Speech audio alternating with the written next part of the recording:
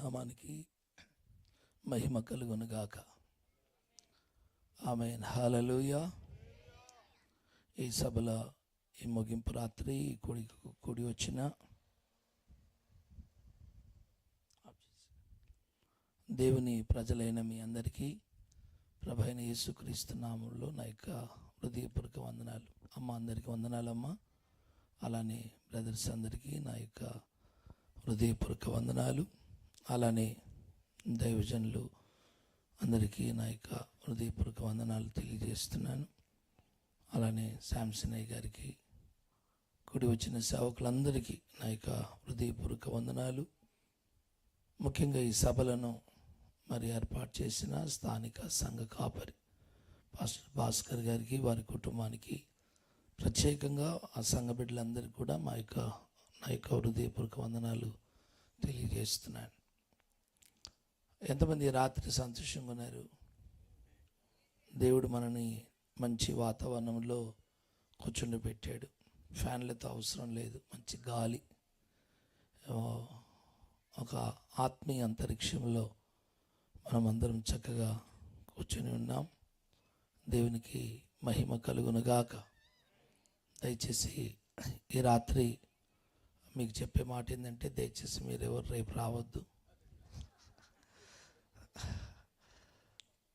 అలా అని రాత్రి టైం అయిపోయిందని వెళ్ళొద్దు.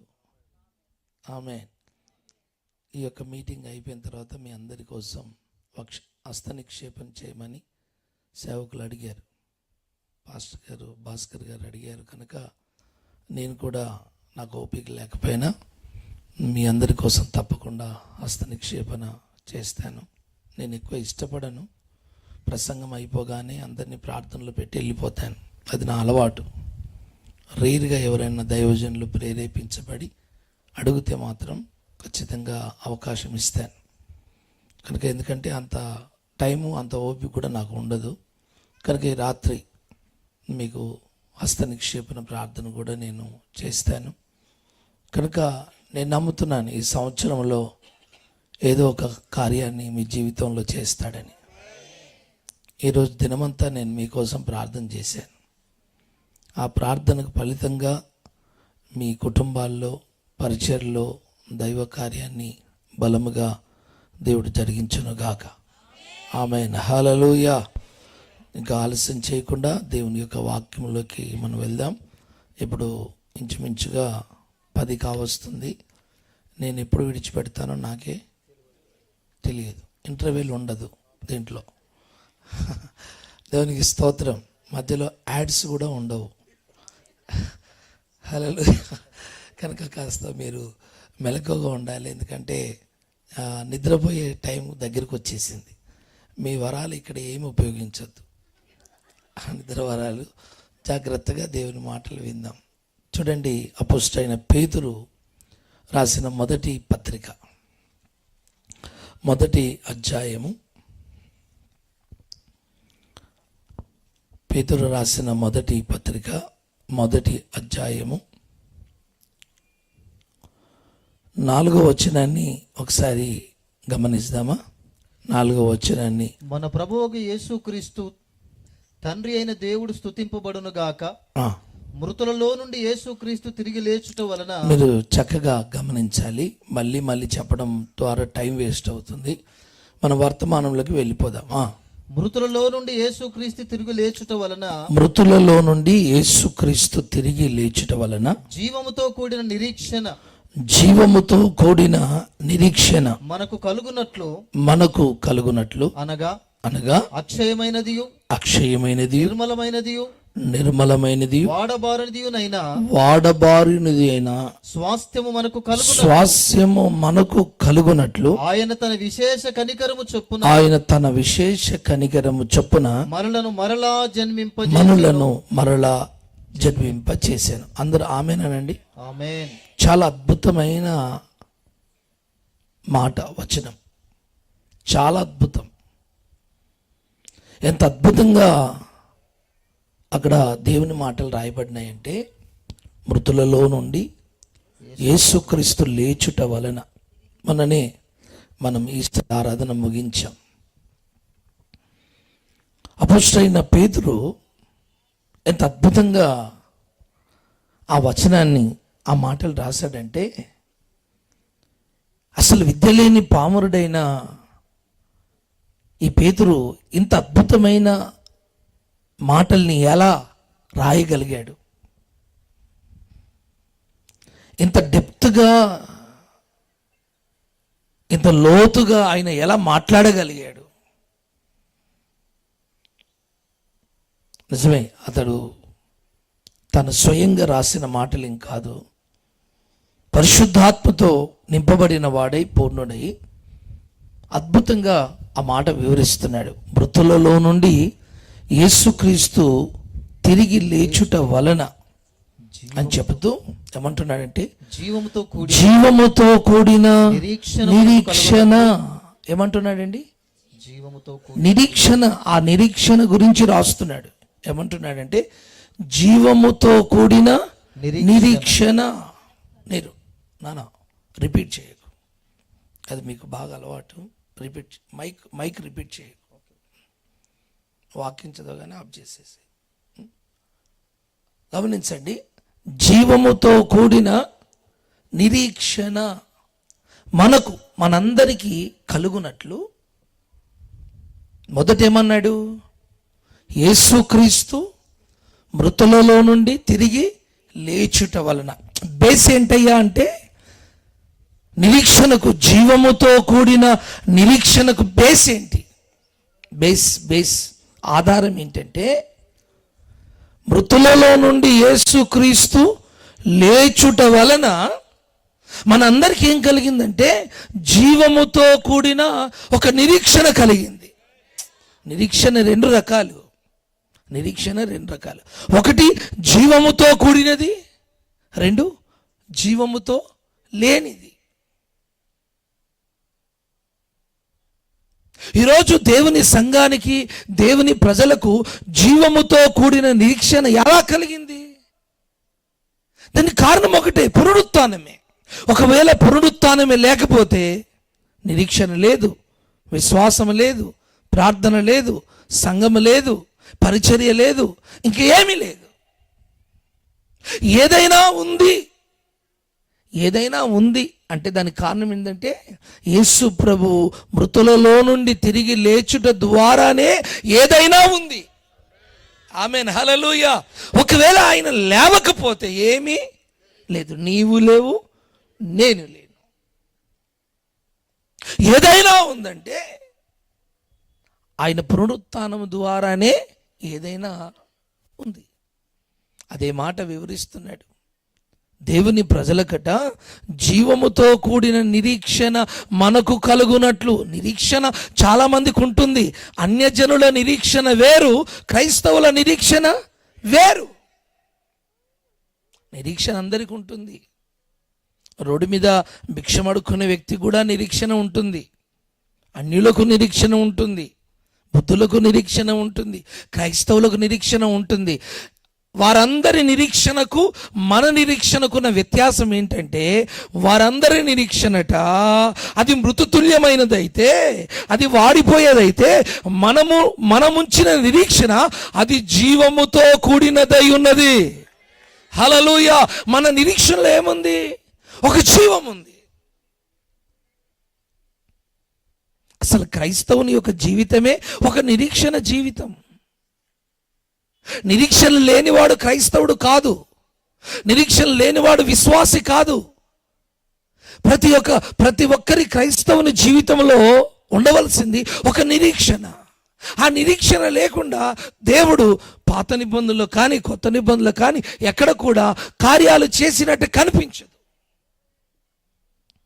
అంటే మన దేవుడు ఎవరంటే నిరీక్షణకు ఆధారమైన వాడు. ఆమేన్ చెబుదామా? హల్లెలూయా. జీవముతో కూడిన నిరీక్షణ మనకు కలుగునట్లు. యేసు ప్రభు మరణించక ముందు ఈ నిరీక్షణకు అర్థం లేదు, ఈ నిరీక్షణకు జీవము లేదు. దీనికి జీవం ఎలా వచ్చిందంటే ఆయన పునరుత్థానము ద్వారా మన నిరీక్షణకు జీవం కలిగింది. హల్లెలూయా. మనకు కలుగునట్లు అనగా ఏమంటున్నాడు? అక్షయమైనది, నిర్మలమైనది, వాడబారదునైనా స్వాస్యము మనకు కలుగునట్లు. దేని ద్వారా? ఆ నిరీక్షణ ద్వారా. మీరు ఎవరైనా వెళ్ళి పరలోకం చూసి వచ్చారా? అక్షయమైన రాజ్యం ఉందని ఎలా నమ్మావు? మరి వాడబారని దేశం ఉందని నువ్వు ఎలా నమ్మావు? సియోను ఉందని ఎలా నమ్మావు? నువ్వేమన్నా చూసొచ్చావా? చూడలేదు. కానీ ఆయన వాక్యాన్ని విశ్వసించి ఆ రాజ్యం ఉందని, ఆ రాజ్యాన్ని రేపటి దినము నాకు అనుగ్రహిస్తాడని, నేను ఆ రాజ్యంలో దేవదూత వలె సంచరిస్తానని ఒక నిరీక్షణ. ఆమేన్. అందుకే పౌలు ఏమంటాడు? నిరీక్షణ లేని ఇతరుల వలె. ఇతరుల వలె అంటే అన్యజనుల వలె, నామకార్థుల వలె, సత్యము తెలియని ప్రజల వలె మీరు ఉండక. అంటే దేవుని ప్రజలందరూ కూడా ఏం కలిగి ఉండాలి? నిరీక్షణ కలిగి ఉండాలి. కానీ ఎలాంటి నిరీక్షణ? జీవముతో కూడిన నిరీక్షణ కలిగి ఉందముగాక. నేనంటాను, నీ నిరీక్షణలో జీవం ఉందా? నువ్వు నిరీక్షిస్తున్నావు చాలా సంవత్సరాల నుంచి, ప్రార్థన చేసి చేసి, ఉపవాసాలు ఉండి ఉండి, మందిరానికి వచ్చి కన్నీటి ప్రార్థనలు చేసి, ఉపవాస ప్రార్థన చేసి, సంవత్సరాల తరబడి దేవుని సన్నిధిలో నిరీక్షిస్తున్నావు కదా, ఆ నిరీక్షణకు జీవం ఉందా? కొందరి ప్రార్థనలకు జీవం లేదు, కొందరి నిరీక్షణకు జీవం లేదు, కొందరి విశ్వాసానికి జీవం లేదు, కొందరి భక్తికి జీవం లేదు. జీవం లేని నిరీక్షణ, జీవం లేని ప్రార్థన, జీవం లేని ఉపవాసం, జీవం లేని విశ్వాసం, జీవం లేని పరిచర్య, అంత జీవం లేనిది. అందుకే చూడండి, సంవత్సరాల తరబడి మందిరానికి వచ్చిన, ఏళ్ళ తరబడి ప్రార్థన చేసిన దేవుని కార్యం మన కుటుంబంలో జరగదే. కారణం ఏంటంటే ఆ విశ్వాసానికి, ఆ నిరీక్షణకు ఏం లేదండి, జీవం లేదు. జీవం ఉంటే ఆ నిరీక్షణ నడుస్తుంది, జీవం ఉంటే ఆ నిరీక్షణ పరిగెత్తుతుంది, జీవం ఉంటే ఆ నిరీక్షణ మాట్లాడుతుంది. హల్లెలూయా. ఆ జీవం ఉంటే ఆ నిరీక్షణ చెల్లిస్తుంది, చూస్తుంది, వింటుంది. ఈరోజు చాలా మంది క్రైస్తవులకు ఉన్న నిరీక్షణ ఎలాంటిదంటే, జీవంతో కూడిన నిరీక్షణ ఉండాలని వాక్యం చెప్పినా దానికి విరుద్ధంగా జీవము లేని మృతతుల్యమైన నిరీక్షణ కలిగిన వారై, దేవుడు చేస్తాడా, దేవుడు ఇస్తాడా, ప్రార్థన వింటాడా, ఉపవాసానికి ప్రతిఫలాన్ని దేవుడు నాకు ఇస్తాడా, దేవుడు చేయగలడా, ఇన్ని సంవత్సరాలు దాటిపోతుంది, దేవుని కార్యం నా జీవితంలో జరగదే, నా ఆర్థిక పరిస్థితులు మారవే, నా ఆరోగ్య పరిస్థితులు మారవే, కనుక దేవుడు చేస్తాడంటావా, విన్నాడంటావా, ప్రతిఫలం ఇస్తాడంటావా? చూడండి, ప్రార్థన జరుగుతుంది, ఉపవాసం జరుగుతుంది, కానీ దేవుడు చేస్తాడనే ఒక నిరీక్షణ, విశ్వాసముతో కూడిన నిరీక్షణ ఈరోజు చాలా మందికి లేదు. ప్రార్థన చేయడమే, చేసే ప్రయత్నం మళ్ళీ చేయడమే. ఆమేన్. ప్రభువా బాగు చేయండి అని చెప్పడం బాగానే ఉంటుంది, మళ్ళీ హాస్పిటల్ చుట్టూ తిరగడమే, చేయడమే. చూసారా? ఆమేన్. హల్లెలూయా. అంటే దేనికి దానికే చేసే లోక సంబంధమైన ప్రయత్నాలన్నీ చేయడమే, మళ్ళీ దేవుని మీద ఆధారపడే ప్రార్థనలు కూడా జరిగించడమే.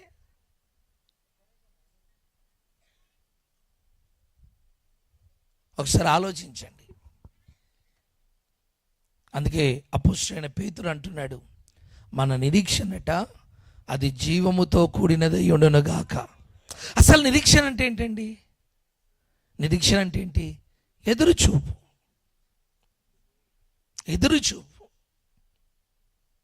కళ్ళ ముందు ప్రత్యక్షమైన దానికోసం మనం ఎదురు చూడవలసిన అవసరం లేదు.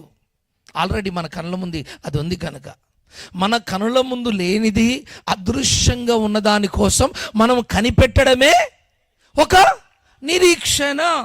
ఆమె చెప్దామా? హల్లెలూయా. అదృశ్యమైంది ఉంది, అది దేవుడు ఈరోజు కాకపోయినా రేపు ఇస్తాడు. నాకు తప్పకుండా ఆ సహాయాన్ని పంపుతాడు అని మన కళ్ళ ముందు లేనిది అదృశ్యంగా ఉన్నదాన్ని నమ్మడమే ఒక నిరీక్షణ. ఆమేన్. గట్టిగా చెబుదామా? అందుకే అపొస్తలుడైన పౌలు రోమీయులకు రాసిన పత్రికలో ఇలా రాస్తాడు. చూడండి, రోమీయులకు రాసిన పత్రిక 8వ అధ్యాయం 24వ వచనాన్ని ఒకసారి గమనిద్దామా? 8:24. ఏలయనగా మనము నిరీక్షణ కలిగిన వారమై రక్షింపబడితిమి. నిరీక్షింపబడినది కనబడినప్పుడు నిరీక్షణతో పని ఉండదు. నిరీక్షింపబడినది కనబడినప్పుడు నిరీక్షణతో పని ఉండదు. తాను చూచుచున్న దాని కొరకు ఎవడు నిరీక్షించును? ఆమేన్ చెబుదామా? ఆమేన్. ఏంటండి? నిరీక్షింపబడినది కనబడినప్పుడు నిరీక్షణతో పని అంటే నిరీక్షణకు పని ఎప్పుడు ఉంటుంది? మనము ఏదైతే చూడాలనుకుంటున్నామో అది మన కళ్ళ ముందు ప్రత్యక్షం కాకుండా అదృశ్యంగా ఉన్నప్పుడు మనము దేనికోసమైతే ఎదురు చూస్తున్నామో దానిని ఏమంటున్నాము? నిరీక్షణ అంటున్నాము. హల్లెలూయా. ఒకవేళ మనం నిరీక్షించింది మన కళ్ళ ముందు ప్రత్యక్షమైందనుకోండి, ఇంకా నిరీక్షణతో పని ఉండదు. మీరు చాలా సంవత్సరాల నుంచి నిరీక్షణతో దేవుని దగ్గర నుంచి ఏవేవో పొందుకోవాలని మీరు ఎదురు చూస్తున్నారు. నిరీక్షణ కలిగి ఉండడం చాలా మంచిది. ఆమేన్. హల్లెలూయా. నిరీక్షణ కలిగి ఉండడం చాలా మంచిది.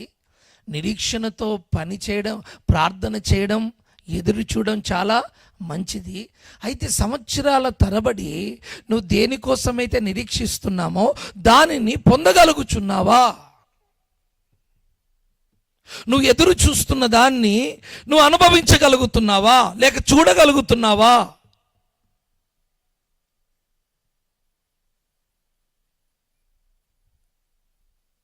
ఒకవేళ నువ్వు నిరీక్షించుచున్న దాన్ని నీవు చాలా సంవత్సరాల నుంచి ఎదురు చూస్తున్నావు, అది నీ కళ్ళ ముందు ప్రత్యక్షం కావడం లేదు, అలా సంవత్సరాలు సంవత్సరాలు సంవత్సరాలు సంవత్సరాలు జరిగిపోయినప్పుడు నీ నిరీక్షణ ఎలా ఉంటుంది?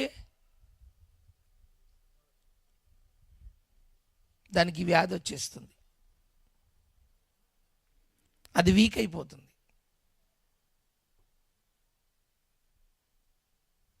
అందుకే మనం దేనికోసమైతే నిరీక్షిస్తున్నామో ఆ నిరీక్షణ బలహీన పడక ముందే దైవ కార్యం మన జీవితంలో బలంగా జరగాలి. ఆమేన్. హల్లెలూయా. ఎందుకు తెలుసా? అపవాది వచ్చి నీ చెవులో ఊతాడు. ఏమని?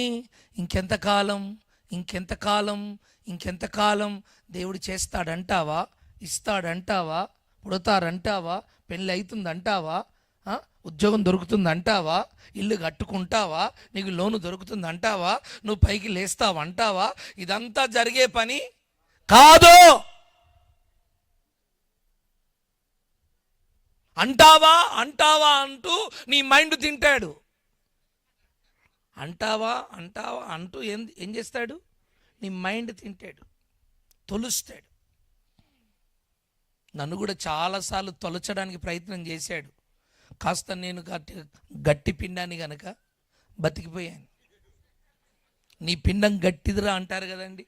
నా విశ్వాసం కూడా గట్టిదే, నా నిరీక్షణ కూడా గట్టిదే, నా పోరాటం కూడా గట్టిదే, నా ప్రార్థన కూడా గట్టిదే. కనుక వాడు నన్ను తొలచడానికి ప్రయత్నం చేసి చేసి ఆ ఎలక చూడండి, ఆ ఎలక పందికొక్కు అది ఎంత అండర్ గ్రౌండ్లోకి వెళ్ళి ఏం చేస్తుంటుంది? గీకుతూ అక్కడ ఒకవేళ సిమెంట్ది క్రాంకిట్తో కూడిన ఒక ప్లేట్ వచ్చిందనుకోండి, ఇనుపది ప్లేట్ వచ్చిందనుకోండి గట్టిది, ఏం చేస్తుంది? ప్రయత్నం చేసి చేసి చేసి అది కరగకపోగా తెగకపోగా అది ఇంకా ఏమాత్రం కూడా తన గోర్లకు దంగకపోగా ఏం చేస్తుంది? విడిచిపెట్టేసి. వాడు పెద్ద పందికొక్కు. ఎవడు? మీరు కాదు, వాడు పెద్ద పందికొక్కు. వాడు ఏ నుంచెలో వచ్చి నిన్ను టచ్ చేసి నీ లోపల దూరడానికి ప్రయత్నం చేస్తాడో తెలియదు. ఆడు నీ విశ్వాసాన్ని టచ్ చేస్తాడు, నీ నిరీక్షణ టచ్ చేస్తాడు, నీ ప్రార్థన జీవితాన్ని టచ్ చేస్తాడు. నీకు టచ్ స్క్రీనే తెలుసు, వానికి అన్ని టచ్లు తెలుసు. నీకు ఒక టచ్ స్క్రీనే తెలుసు నాయన, వానికి అన్ని టచ్లు తెలుసు. టచ్ చేసి చూస్తాడు, ఎక్కడైనా వానికి అవకాశం దొరికిందా లోనికి ప్రవేశిస్తాడు. ఆమెను చెబుదామా?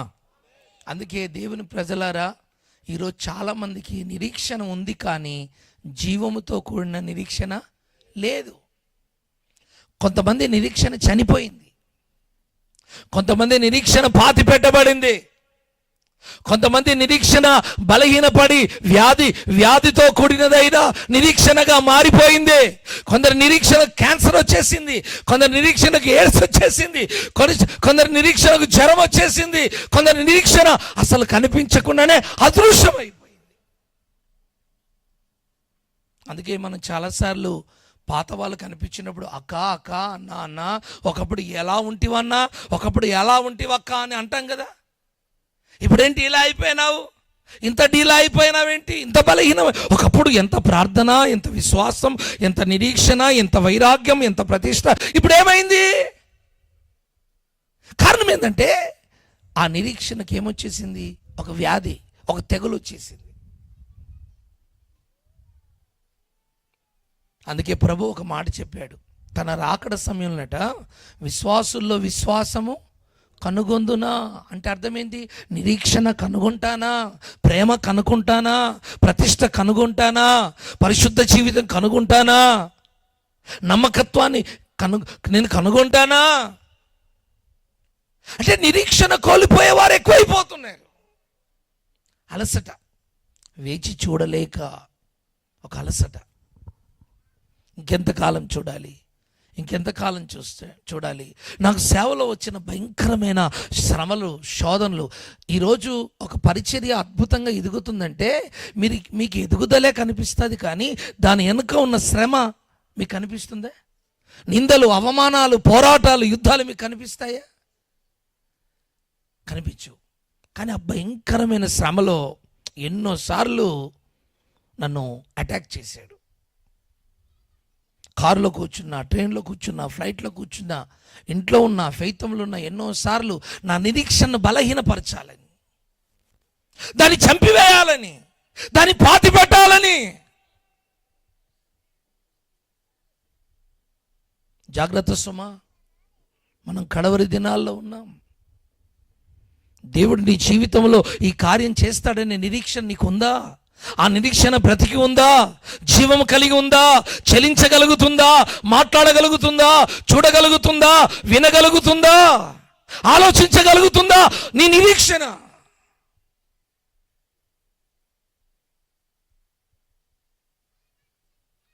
దేవుడు చేసే కార్యాలు నీ జీవితంలో ఆలస్యమైనప్పుడల్లా నువ్వు సనగడమే నేర్చుకున్నావు. మాటికి సనగడమే. ఇంకెంతకాలం చూడాలి, ఇంకెంతకాలం ఎదురు చూడాలి, ఇంకెంతకాలం ఎదురు చూడాలి, ఇంకెంతకాలం ఎదురు చూడాలి, ఎంతకాలం ఎదురు చూడాలి. నేనంటాను, రాకడ పర్యంతము నీ ముక్కులో శ్వాస ఉన్నంత కాలం నువ్వు ఎదురు చూచుదువుగాక. హల్లెలూయా, హల్లెలూయా. కనుక దేవుని సంఘమైన, దేవుని ప్రజలమైన మనము జీవముతో కూడిన నిరీక్షణ కలిగిన వారమై. ఎందుకు తెలుసా? ఈ నిరీక్షణకు మరణము లేదు, ఈ నిరీక్షణ శాశ్వతమైంది, ఈ నిరీక్షణ ఆశాజనకమైంది, ఈ నిరీక్షణకు ఒక ఆధారం ఉంది. ఎందుకు? ఇది జీవముతో కూడిన నిరీక్షణ. ఎందుకు? ఆయన జీవాధిపతి, ఆయన సమాధి తెరవబడిన సమాధి, ఆయన మృత్యుంజయుడు. ఆయన యందు నిరీక్షణ ఉంచిన వారిని ఆయన ఎన్నడూ సిగ్గు పరచడు. ఆమెన్, హల్లెలూయా.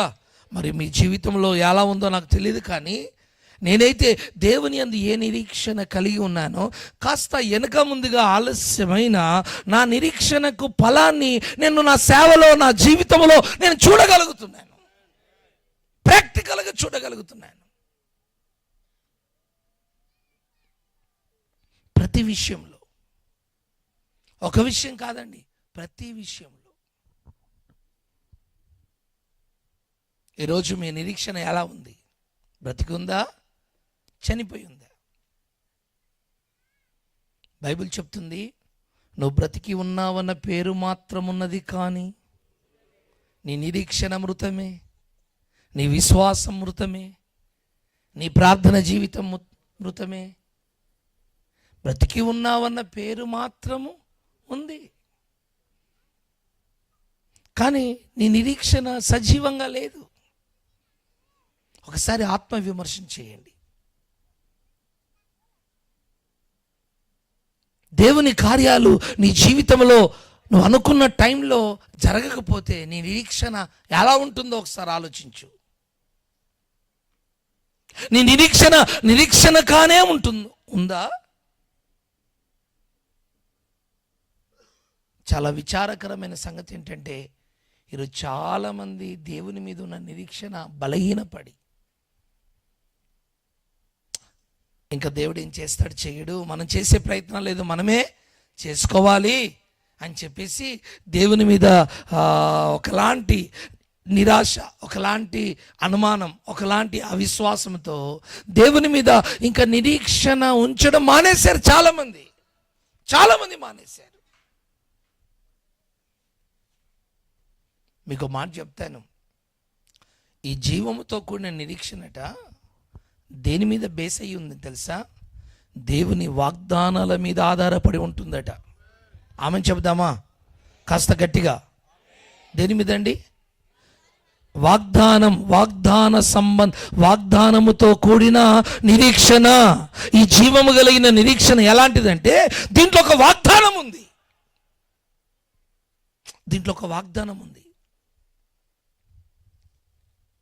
ఈ వాగ్దానముతో కూడిన నిరీక్షణలో ఒక జీవం ఉంది.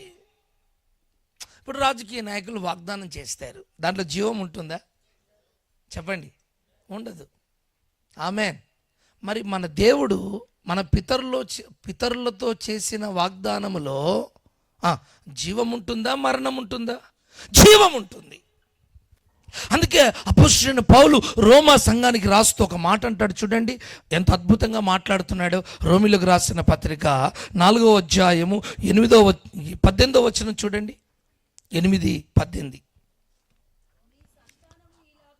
వాగ్దానాన్ని గురించిన నిరీక్షణ ఎలా ఉంటుందో చూడండి. నీ సంతానము ఇలాగుండునని చెప్పిన దానిని బట్టి తాను అనేక జనములకు తండ్రి అగునట్లు నిరీక్షణకు ఆధారము లేనప్పుడు అతడు నిరీక్షణ కలిగి నమ్మెను. ఆమె చెప్దామా? ఆ మాట నాతో కలిసి చెప్పండి. నిరీక్షణకు ఆధారము లేనప్పుడు.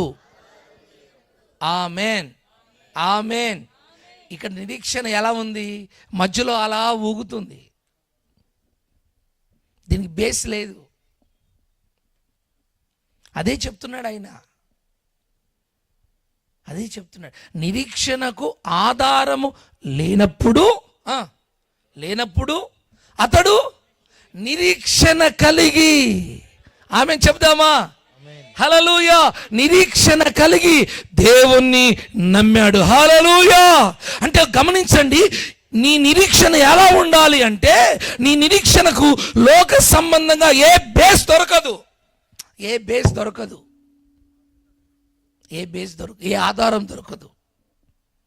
ఫర్ ఎగ్జాంపుల్, జరిగిన ఒక కార్యం, ఒక సిస్టర్కి గర్భసంచి తీసేశారు. ఇప్పుడు పిల్లలు పుట్టాలంటే ఏం కావాలి? గర్భసంచి కావాలి. అవునా? చెప్పండి. పెళ్ళయింది, పిల్లల కోసం ఎదురు చూస్తున్నారు, పిల్లలు పుట్టడం లేదు. వీళ్ళేమనుకుంటున్నారు? అబ్బాయి వాళ్ళు, మామ వాళ్ళు ఏమనుకుంటున్నారు? ఈరోజు కాకపోయినా రేపైనా దేవుడు దర్శిస్తాడు. అసలు ఆమెకు చిన్నప్పుడే గర్భసంచి తీసేశారన్న సంగతి ఆ భర్తకు తెలియదు, ఆ ఇంటి వాళ్ళకు, మామవారికి, అత్తకి ఎవరికి తెలియదు. పిల్లలు పుట్టడం లేదని బాధపడుతుంటే ఈమె వాళ్ళ ముందు బాధగా నటిస్తుంది, లోపలి పోయి నవ్వుకుంటుంది. వీళ్ళ ముందేమో బాధగా నటిస్తుంది, లోపలికి వెళ్ళి నాకు సంచే లేనప్పుడు నాకు పిల్లలు ఎలా పుడతారు అని లోపలికి వెళ్ళి, విచారం లేదు, బాధ లేదు, తెలుసు ఆయన కన్ఫామ్గా తనకు పిల్లలు పుట్టరు అన్న సంగతి. కానీ తన గర్భసంచి తీసేసిన సంగతి ఎవరికి? వాళ్ళ తల్లికి తప్ప. వాళ్ళ నాన్న చిన్నప్పుడే చనిపోయాడు, తల్లికి తప్ప ఇంకెవరికి తెలియదు. అదేం వ్యాధో, ఆ గర్భసంచికే చిన్నప్పుడు వ్యాధి వచ్చేసింది. కానీ వాళ్ళ అత్తగారు అంటే ఆ అమ్మాయి వాళ్ళ మామ, అత్త, భర్త, ఆ కుటుంబం చాలా భక్తి కలిగిన కుటుంబం.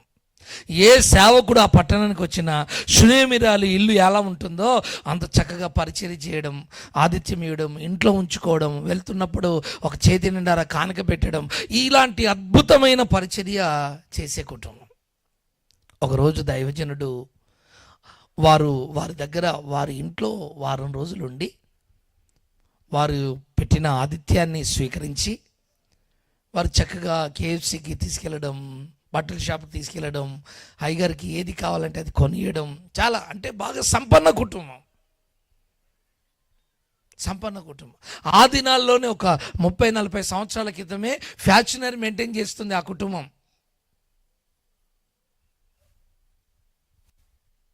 మంచి బిజినెస్ కలిగిన వ్యాపారం చేసే కుటుంబం.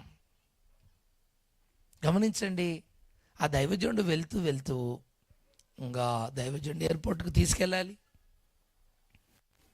ఆ ఇంటైనా అంటే ఆ అమ్మాయి వాళ్ళ మామ డ్రైవింగ్ చేస్తూ సేవకుని ఎక్కించుకుని ఎయిర్పోర్ట్ తీసుకెళ్ళాడు. మధ్యలో దైవజనుడు కళ్ళు మూసుకొని ప్రార్థనలో ఉంటూ బ్రదర్, వచ్చే సంవత్సరం దేవుడు నీకు మనమని ఇస్తున్నాడు.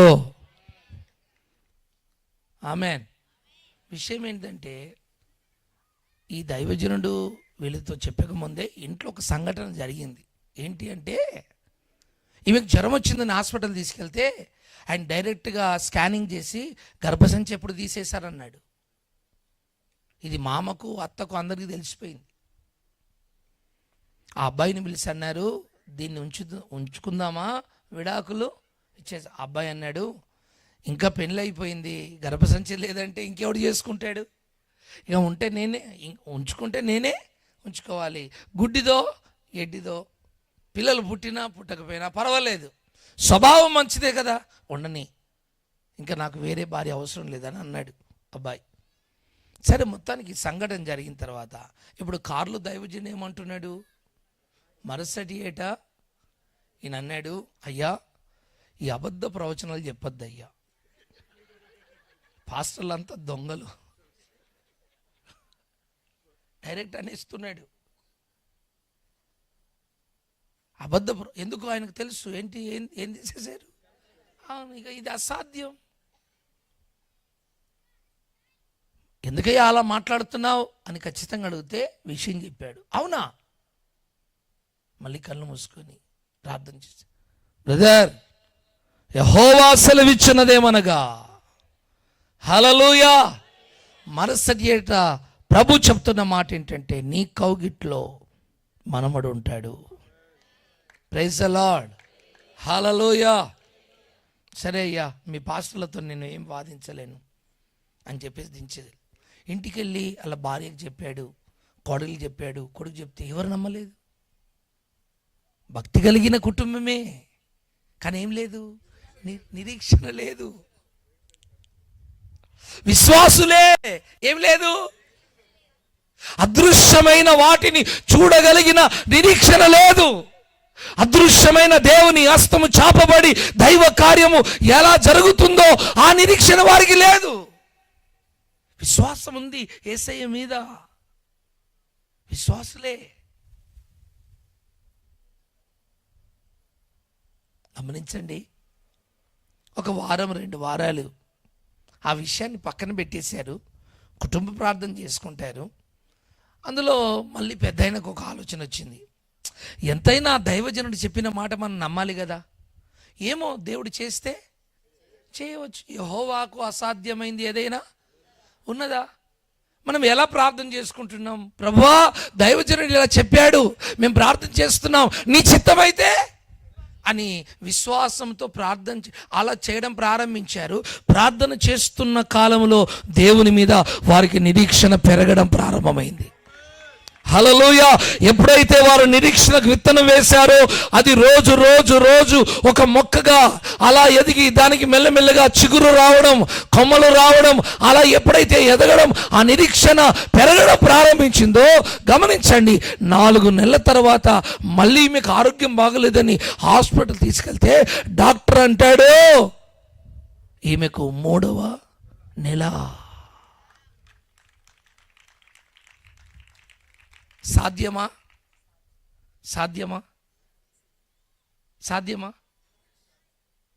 ఆమేన్. నాతో రండి, హైదరాబాద్లో ఉన్నారు ఆ పిల్లలు, చూపిస్తాను హాస్టల్లో. రండి రండి. సాధ్యమా? చెప్పరే. నీకు అసాధ్యం.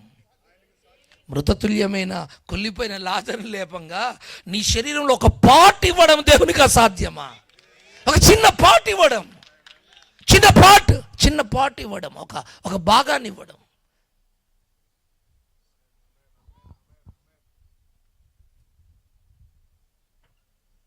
అందుకే మన దేవుడు అసాధ్యుడు. ఆమేన్. అసాధ్యుడు అంటే దాన్ని నువ్వు ఎలా అర్థం చేసుకుంటావు?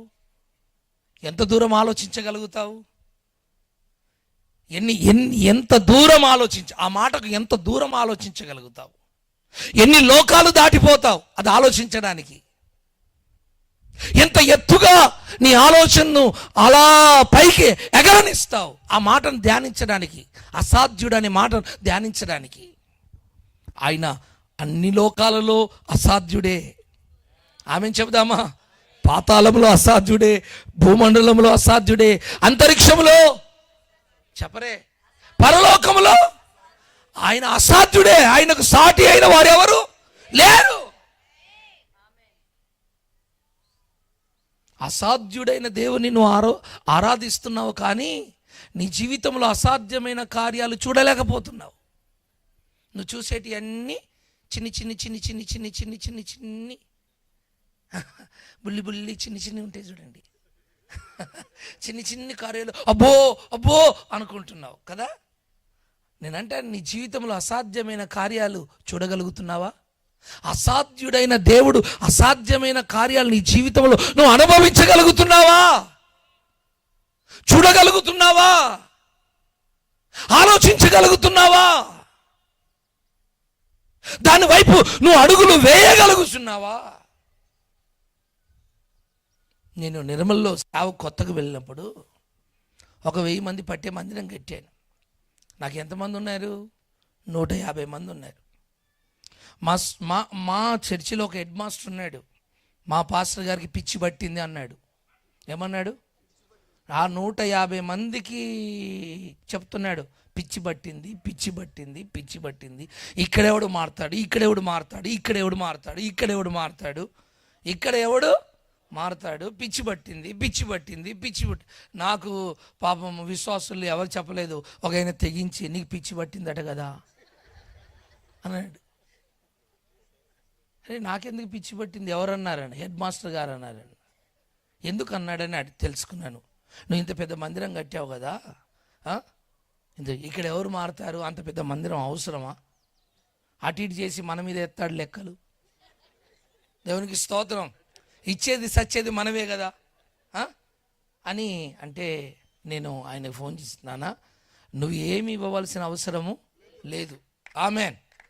హల్లెలూయా. అదృశ్యమైన హస్తం మన మధ్యలో చాపబడి ఉంది. ఎవరెవరు? అదృశ్యమైన హస్తము మన మధ్యలో చాపబడి ఉంది. మనం ఆరాధించే దేవుడు మన మధ్యలో అదృశ్యంగా సంచరించేవాడు కనుక నీకు తెలవకుండానే అదృశ్యంగా వచ్చే కానుకలు వచ్చేటి వస్తూనే ఉంటాయి. కనుక నువ్వు డోంట్ వర్రీ, బీ హ్యాపీ అన్నాను. ఆమేన్. చచ్చిపోయేదాకా దశంభాగం లేదు నాకు. చచ్చిపోయాడు కానీ నాకు దశంభాగం లేదు. ఆయనకున్న వరం అది.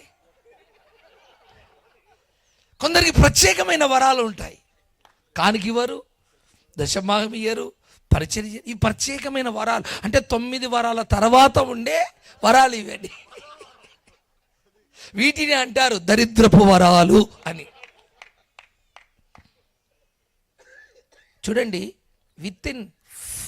విత్ ఇన్ 6 monthsలో, సంవత్సరంలో 6వ నెల మందిరం కట్టి 6వ నెలలోనే 1000 మంది తో కట్టబడిన మందిరం నిండిపోయి బయట మళ్ళీ టెంట్లు వేయడం ప్రారంభించాము. ప్రైజ్ ది లార్డ్, హల్లెలూయా.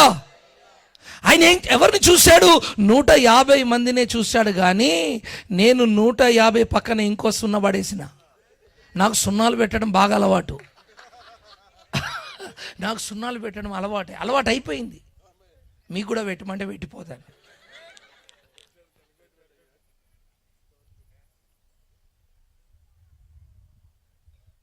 నేను అంటాను, నువ్వు దేవుణ్ణి ఎంత అసాధ్యుడిగా చూస్తావో నీ జీవితంలో అలాంటి అసాధ్యమైన కార్యాలు జరుగుతాయి. నీ చూపులోనే ఉంది, నువ్వు ఆలోచించే విధానంలో ఉంది, నువ్వు తలంచే తలంపులో ఉంది. ఎందుకు తెలుసా? నీ విశ్వాసము, నీ నిరీక్షంతా దాని మీదనే బేస్ అయిపోతుంది. నీ తలంపుల మీద దేవుడు అసాధ్యుడు అంటే ఈ తలంపులు, ఆలోచన, రక్తం, మాంసం, కండరాలన్నీ కూడా అసాధ్యుడు అని ప్రిపేర్ అవుతుంది బాడీ. ఆమెన్. దేవునికి చేత కాదు, మైండ్ చెప్పేస్తుంది మన దేవునికి చేత కాదు, చేతికి చెప్పే చేత కాదు అన్ని. ఇక దేవుని చూసినప్పుడల్లా చేత అంటది ఆయనకి చేత కాదు, కాలంటే చేత కాదు, ఉండేట చేత కాదు. ఎందుకు? నువ్వు దాన్ని అలా ప్రిపేర్ చేసావు. అవునా? ఆమెన్. నీకెవడొచ్చింది? నీకు జ్వరం వచ్చిందని ఎవడన్నాడు? నువ్వు మంచుకున్నావు. జ్వరం వచ్చింది నిజమే. నీకు జ్వరం వచ్చింది ఎవడన్నాడు? అవునా అన్న, నిజమేనా? అవును ఎవడన్నాడు? బుద్ధి లేనాడు, తెలియలేని మెంట్లోడు. నీకు జ్వరమే లేదు. అవునా అన్న? ఒకసారి చూడండి. ఎక్కడుంది జ్వరం? ఎక్కడ 120 నార్మల్ ఉంది. అవునా అన్న? అయితే లేచి నడతానన్న అంటాడు. నువ్వు మైండ్ను ప్రిపేర్ చేసిన దాన్ని బట్టి నీ బాడీ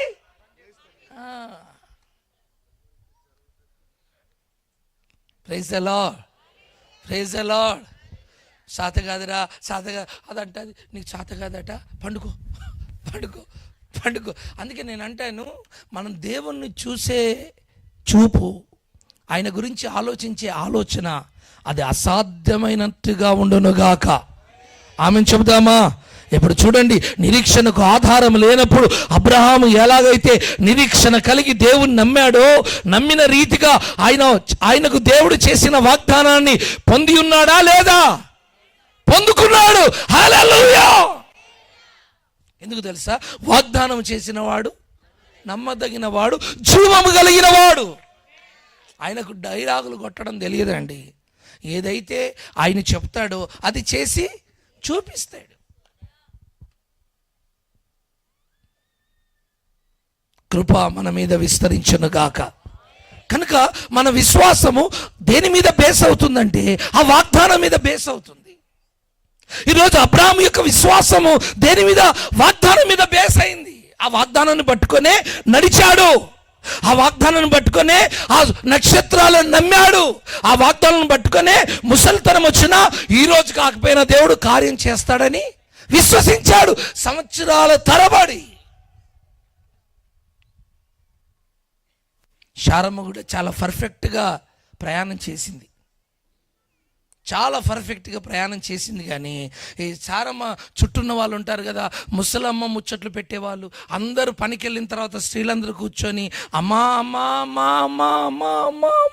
ఇంకెప్పుడమ్మా అన్నప్పుడల్లా అమ్మగారికి బీపీ పెరిగిపోతుంది, షుగర్ పెరిగిపోతుంది. అమ్మా ఇంకేముందమ్మా, అయిపోయిందమ్మా, ముడతలు పడిందమ్మా, ఈ కడుపు ఊగుతుందమ్మా, నడుము అంగిపోయిందమ్మా, చంపలు డీలా పడ్డాయమ్మా, అయిపోయిందమ్మా అంటే అవునా అని ఒకరోజు అయ్యగారు రాగానే, ఏమండి అంతా అయిపోయిందట కదా, నీకెవడు చెప్పాడు? ఈ ముసలమ్మ ముచ్చట్లు వాళ్ళ మాటలు వీళ్ళ మాటలు విని శారమ్మ పాపం ఆమెకు చెప్పిన మాటలు వినే 318 మంది మనుషులు ఉన్నారు కదా, వాళ్ళకి భార్యలు ఉన్నారు. ఆ భర్తలు పనికి వెళ్ళిన తర్వాత ఈ 318 మంది భార్యల్లో ఓ 4 వచ్చి కూర్చొని అక్క అక్క అక్క అక్క అక్క అక్క ఈ అక్కను కుక్క చేసేసింది. చూడండి. చివరికి అబ్రహాం దగ్గరికి వచ్చి, అబ్రామా పిల్లలు ఇస్తారని అన్నావు కదా, ఇస్తాడంటావా? బయటికి తీసుకెళ్ళి చుక్కల్ని చూపిస్తే, అడిగినప్పుడల్లా చుక్కలు చూపిస్తావేంటారు నువ్వు? అంటే ఇంట్లో డిస్కషన్ ఇలానే ఉంటుంది, బయట మాత్రం ఏమండి వస్తారా పోతారా. ఇంట్లో వేరుంటుంది, ఇంట్లో మాటలు వేరుంటాయి. భార్య భర్తలు ఫ్రీగా ఉంటారు కదా, ఆ ఫ్రీడమ్ ఎక్కడికి వెళ్ళిపోతుంది? రే వస్తావా లేదా? మీ మమ్మీ చెప్పింది వినదిరా, అది వినది. దాన్ని పట్టిన పట్టు ఒకటే ఉడుం పట్టు. బయటకు వచ్చినప్పుడు సభలకు వచ్చి, ఏమమ్మా బాగున్నావు, ఏమండి. బయట మంచిగానే ఉంటుంది, ఇంట్లో కోపం వచ్చినప్పుడు చూసుకోవాలి భార్య భర్తల ముఖాలు. చూడండి, ఏం తెలవనట్టు కూర్చున్నారు ఇక్కడ, ఎంత అమాయకులు చూడండి. తిట్టేది తిట్టుడే, కొట్టేది కొట్టుడే, మళ్ళీ ఇడికి వచ్చి యాక్షన్ చేసేది చేసుడే. సరే, జీవితం అది. అడిగినప్పుడల్లా చుక్కలను చూపిస్తావు. నీకు ఎలా కనిపిస్తున్నాను? అవును, నీకు నేను ఎలా కనిపిస్తున్నాను? క్రిస్మస్ పండుగ వచ్చినప్పుడల్లా ఏదో ఒక పట్టు చీర కొనిరా అంటే ఏదో ఒకటి సోది కబురు చెప్తావు. నేను నీకు ఎలా కనిపిస్తున్నాను? చాలామంది భార్యలు, చాలామంది భర్తలు, కుటుంబంలో నీకు ఎలా కనిపిస్తున్నాను? నేను ఎలా కనిపిస్తున్నాను? నేను ఒక ప్రశ్న, ఆమెను చెబుదామా? హల్లెలూయా, హల్లెలూయా. అబ్రాహాం అన్నాడు, నువ్వు బాగానే కనిపిస్తున్నావు, దేవుడు నాకు నక్షత్రాలు చూపించాడు చుక్కల్ని, నేను నీకు చుక్కల్ని చూపిస్తా. నాకు దేవుడు చుక్కల్ని చూపించాడు, నేను నీకు.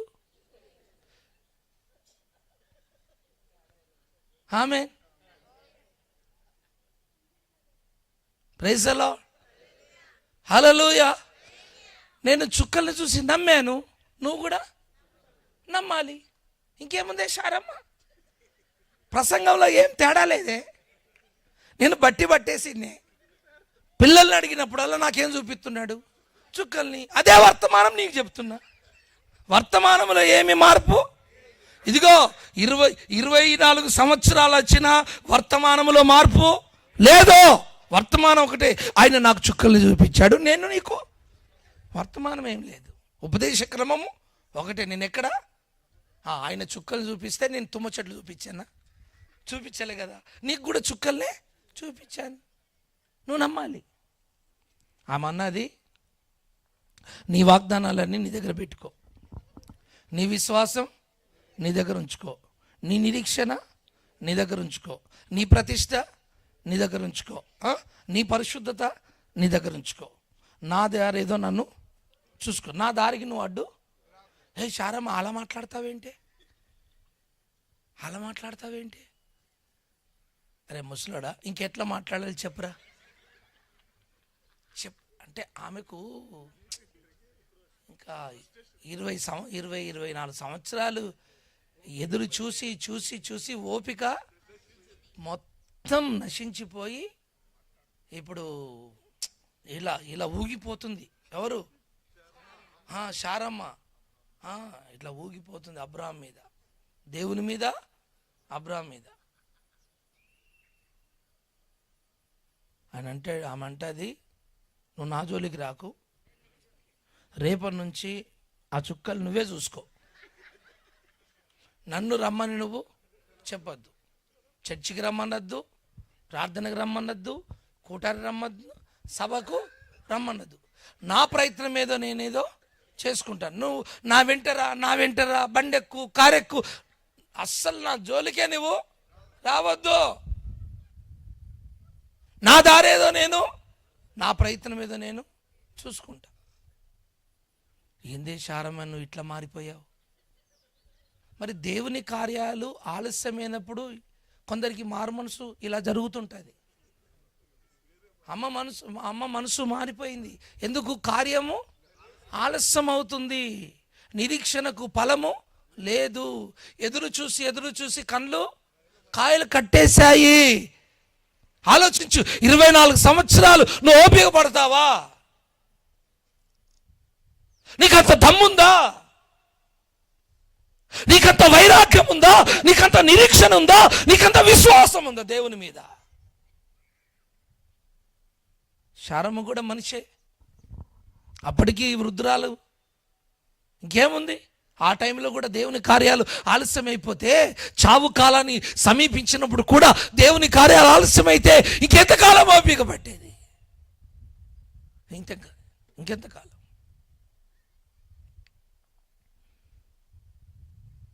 అయ్యగారు, నీ దారి నువ్వు చూసుకున్నా, నీ పర్మిషన్ లేకుండా నేనేం చేయొద్దు కదా. కాబట్టి కుటుంబ మర్యాద చొప్పున, ఏంటి కుటుంబ మర్యాద చొప్పున నేను ఒక వ్యక్తిని, ఒక చుక్కను చూశాను. ఆ చుక్కను నువ్వు ఉంచుకుంటే మన ప్రాబ్లమ్స్ అన్నీ క్లియర్. ప్రాబ్లమ్స్ క్లియరెన్స్ సర్టిఫికేట్ దేవుని దగ్గర నుంచి రాలే, అబ్రహాం దగ్గర నుంచి రాలే. శారమ్మ తన ప్రాబ్లమ్స్కి తానే క్లియరెన్స్ సర్టిఫికెట్ రెడీ చేసుకుంది. నో అబ్జెక్షన్ సర్టిఫికెట్ కూడా రెడీ చేసుకొని మొత్తానికి చుక్కను తీసుకొచ్చి, హాగర్ అనే నక్షత్రాన్ని తీసుకొచ్చి ఎవరికి ఇచ్చింది? అబ్రహాం.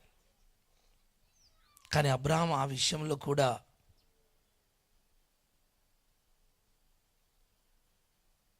మనస్ఫూర్తిగా దాన్ని అంగీకరించలేదు. కానీ శారమ్మను బట్టి తను మనస్ఫూర్తిగా దాన్ని అంగీకరించిన వాడు కాదు. ఎందుకు తెలుసా? మన దేవుడు హృదయపు రహస్యాలను ఎరిగినవాడు. అందుకే నిరీక్షణకు ఆధారం లేనప్పుడు అబ్రహాము దేవుని యందు విశ్వాసం ఉంచాడట. ఆమెన్, హల్లెలూయా. అలానే దేవుడు చూడండి, మరి ఆ టైంలో కొద్దిగా పొరపాటు జరిగిన తర్వాత శారమ్మ పశ్చాత్తాపడి అదే నిరీక్షణను తాను కంటిన్యూ చేసిన తర్వాత మోయబడిన గర్భాన్ని తెరిచి నిరీక్షణకు ఆధార పుత్రుడైన ఇస్సాకును ఇదిగో అబ్రహాముకు శారమ్మకు ఇచ్చినప్పుడు ఆ ఇంటిలో జరిగిన ఒక పండుగ. హల్లెలూయా. అది తరతరాల పండుగగా మారిపోయింది. అతడే నిబంధన పుత్రుడు. ప్రేమైన దేవుని బిడ్డలారా, కొద్దిగా డిస్టర్బెన్స్ జరిగింది. ఆ డిస్టర్బెన్స్ ఆ రోజే కాదు, నిన్న మొన్న జరిగిన కాశ్మీర్లో సంఘటనలు, ప్రపంచమంతా జరుగుతున్న సమస్యలు చూసారా? నీ నిరీక్షణ బలహీనం అయిపోతే కలిగే పుట్టే ఆ యొక్క సమస్య, జన్మించే ఆ సమస్య ఎంత తీవ్రంగా ఉంటుందో చూడు. అందుకే జీవముతో కూడిన నిరీక్షణ, ఆమెన్, ఇది ఎన్నటెన్నటికీ బలహీన పడకుండా అది ఎప్పుడు, ఆ నిరీక్షణ ఎప్పుడు కూడా బ్రతికి ఉండును గాక, జీవముతో ఉండును గాక, అది చెలించును గాక, అది మాట్లాడును గాక, అది చూచును గాక, అది వినును గాక. హల్లెలూయా. జీవముతో కూడిన కార్యాలను మనము మన జీవితంలో అనుభవించుదుము గాక. హల్లెలూయా. ఇంకో మాటలో చెప్పాలంటే ఆ నిరీక్షణ మనకేమిస్తుందంటే ఒక ధైర్యాన్ని ఇస్తుంది. ఆ నిరీక్షణ మనకేమిస్తుందంటే ఆశను పుట్టిస్తుంది. ఆ నిరీక్షణ మనకి ఏం చేస్తుందంటే మన కలవరపడుతున్న మన హృదయాన్ని సమాధానపరుస్తుంది. ఏది? నిరీక్షణ. నేను కలవరపడుతున్నప్పుడు నాకు నిరీక్షణతో కూడిన మాట దేవుడు ఏదని చెప్పాడు అనుకోండి, నా కలవరం అంతా తొలగిపోయి నా హృదయంలో ఏమొచ్చేస్తుంది? సమాధానం, నెమ్మది. Amen, amen. ఇంకో మాటలో చెప్పాలంటే నిరీక్షణ మనకు ఏం చేస్తుందంటే ఒక ఆశ పుట్టిస్తుందట. ఏంటండి? ఆశ. శారమ్మకి ఏం పుట్టింది? ఆశ. అబ్రాంకి ఏం పుట్టింది? ఆశ. ఆశ ఆశ నిరీక్షణ ఆశను పుట్టిస్తుందట. నేనంటాను, మీరు నిరీక్షణ కలిగిన వారైతే మీకేం పుడుతుంది? దేవుని మీద ఆశ పుడుతుంది. వాక్యం చెప్తుంది, ఆశగల ప్రాణాన్ని దేవుడు తృప్తిపరుస్తాడు. ఆమేన్. నీ ఆశలన్నీ నా దేవుడు తీర్చునుగాక, తీర్చునుగాక, తీర్చునుగాక, తీర్చునుగాక, తీర్చునుగాక. హల్లెలూయా. నీ నిరాశలో కూడా ఆశను పుట్టించే నిరీక్షణ. నిరాశలో కూడా నీకేం పుట్టిస్తుంది? ఆశను పుట్టిస్తుంది. నా దేవుడు చేయగలడు, ఇవ్వగలడు, నడిపించగలడు, బలపరచగలడు, స్వస్థపరచగలడు, పడక నుంచి లేపగలడు, ఓ అద్భుతం చేయగలడు. నిరీక్షణ ఎంత ఆశ పుట్టిస్తుందో చూడండి మన లోపట. నిజం చెప్తున్నాను మీకు, నేనైతే నా యొక్క సేవా జీవితం అంతా ఈ నిరీక్షణ ద్వారా కలిగే ఆశతోనే చేస్తున్నాను ఇప్పటి వరకు. ఎలా నిరీక్షణతో కలిగే ఆశ ద్వారానే ఇప్పటి వరకు నేను సేవ చేస్తున్నానండి. ఇంకా నాకు ఎన్ని ఆశలున్నాయో. ఆ ఆశలన్నిటికీ బేస్ ఏంటి? నిరీక్షణ. ఆమేన్. ఎవరి మీద? ఈరోజు కాకపోయినా రేపు ఖచ్చితంగా దేవుడు చేస్తాడు. ఈరోజు కష్టపడుతుండవచ్చు, ఈరోజు బాధపడుతుండవచ్చు, ఈరోజు అనారోగ్యంగా ఉండవచ్చు, ఈరోజు సమస్యల్లో ఉండవచ్చు, ఈరోజు బాధల్లో ఉండవచ్చు, ఈరోజు శ్రమలో ఉండవచ్చు. కానీ నేను ఆరాధించే దేవుడు నా నిరీక్షణకు ఆధారమైన దేవుడు కనుక నా పరిస్థితులను ఈరోజు కాకపోయినా రేపు తప్పకుండా మార్చేస్తాడు. హల్లెలూయా. అవునా? నిజమా? అయితే అలాగున నీ జీవితంలో కార్యం జరుగునుగాక. అంతేకాదండి, శారమ్మ కాస్త ముందు నిరీక్షణ కోల్పోయినా తర్వాత ఆ నిరీక్షణను కంటిన్యూ చేసినప్పుడు ఉడిగిపోయిన గర్భము కూడా ఏం ధరించిందట? శక్తిని ధరించిందట. ఏంటండి? ఒడిగిపోయిన శరీరము, ఒడిగిపోయిన ఆ బలము, ఒడిగిపోయిన బలహీనపడిన ఆ గర్భాశయము కూడా, గర్భసంచి కూడా ఆ నిరీక్షణ బట్టి, ఆ విశ్వాసాన్ని బట్టి అది ఏం పొందుకుంది? శక్తిని పొందుకుందట.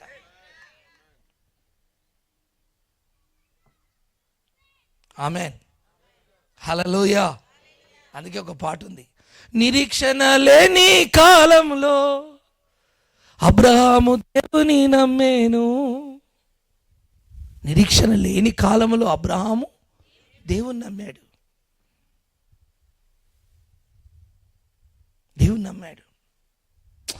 ఒక పాత నిబంధన భక్తునికి అంత గొప్ప నిరీక్షణ దేవుని మీద ఉంటే, పౌలు ఆ అపోస్తలుడైన పేతురు రాస్తున్న మాట, మొదటి మూలవాక్యం, మృతులలో నుండి యేసుక్రీస్తు తిరిగి లేచుట వలన మనకు కలిగిన నిరీక్షణ ఎంత గొప్పదై ఉండాలి. ఆమేన్. అబ్రహాము కాలంలో పునరుత్థానం ఉందా? చెప్పండి. మరి పునరుత్థానం లేకపోయినా అబ్రహాము యొక్క నిరీక్షణ అంత గొప్పదైతే, పునరుత్థానము ద్వారా కలిగిన నీ నిరీక్షణ ఎంత గొప్పదై ఉండాలి. ఎంత గొప్పదై ఉండాలో ఆలోచించుకో.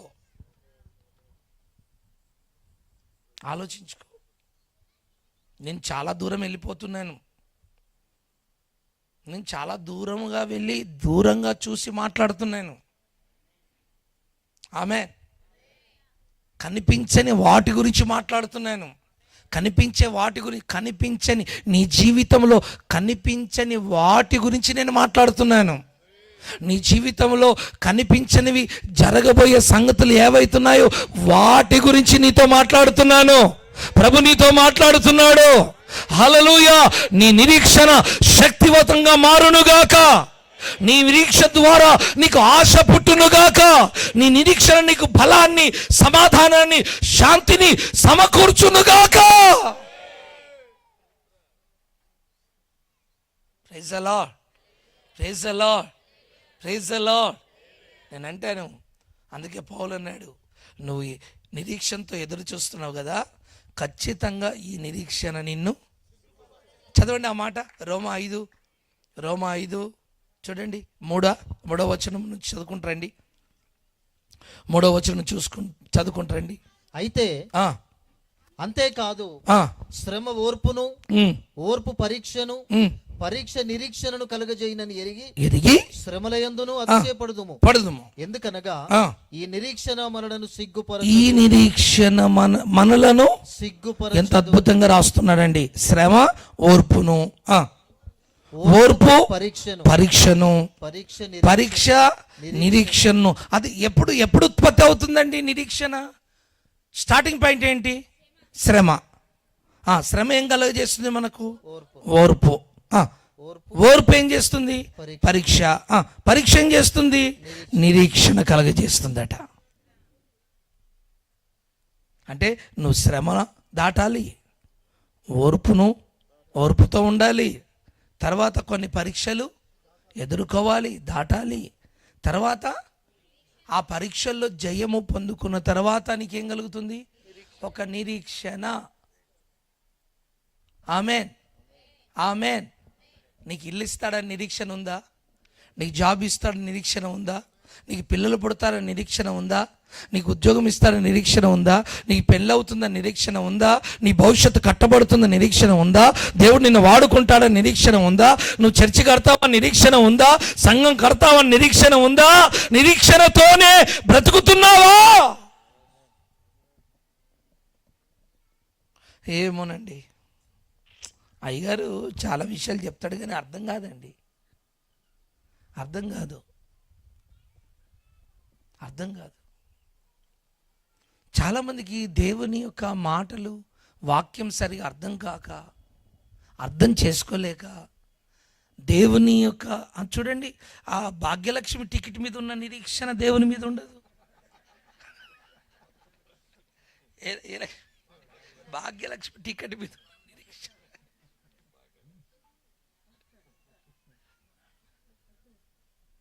భాగ్యం కావాలని ఉంది, దానికోసం ఎన్ని టికెట్లు కొంటావు, ఎన్ని రకాల ప్రయత్నాలు చేస్తావో, ఇంకెన్నెన్నో.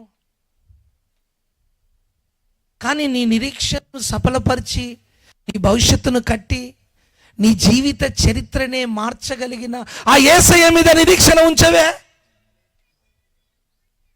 అలా ఉంచగలిగితే అలా ఉంచగలిగితే ఏం జరుగుతుంది? నీ చరిత్రే మారిపోతుంది, నీ పరిస్థితులే మారిపోతాయి. హల్లెలూయా. 12 సంవత్సరాలు సరైన భోజనం లేదండి నాకు సేవలో, చెప్పులు లేవు, వస్త్రం లేదు. ఆ ఎడారిలో సేవ మొదలు పెట్టాను, అన్నం పెట్టేవారు లేరు, కిరాయి కట్టేవారు లేరు, పలకరించేవారు లేరు. మీ పాస్టర్లకు ఉన్నట్టు వదనలు, అక్కలు, అన్నలు, తమ్ముళ్ళు నాకు ఉన్నారనుకున్నారు అక్కడ. నువ్వు ఏడు చూసినా చంద్రుడి చుట్టూ భూమి చుట్టూ ఇంటి చుట్టే తిరుగుతున్నావు. నీ చుట్టూన్న బంధువులను చూస్తే నువ్వేమనుకుంటున్నావు? ఇదే పాకిస్తాన్ అనుకుంటున్నావు. ఉన్నది ఇంట్లోనే, ఉన్నది సొంతూరులోనే, అవునా? ఉన్నది బంధువుల మధ్యలోనే. ఎటు చూసినా నీకు ఇంత గంజి పెట్టేవాళ్ళు, ఇంత అన్నం పెట్టేవారు, ఇంత పలకరించేవారు, ఇంత సాయం చేసేవారు, హాస్పిటల్లో అడ్మిట్ అయితే నేను చూసేవారు అందరు ఉన్నారు. అయినా ఇంతమంది ఉన్నా నీకు ఎలా కనిపిస్తుంది? ఇది ఒక ఎడారి మాదిరి కనిపిస్తుంది. మరి నాకు అక్కడ ఎవరు లేరు కదా, నేను ఎక్కడ ఉన్నాను అనుకోవాలని చెప్పండి? నరమాంస భక్షకుల మధ్యలో ఉన్నాను అనుకోవాలా? కానీ పౌలు అంటాడు, నేను నా స్వజనుల మధ్యలో ఉన్నాను. ఆమెన్. నా భాష మాట్లాడేవారు, నా భాష, నేను మాట్లాడే ప్రజల మధ్యలో, నా అభిరుచులు తెలిసిన ప్రజల మధ్యలో,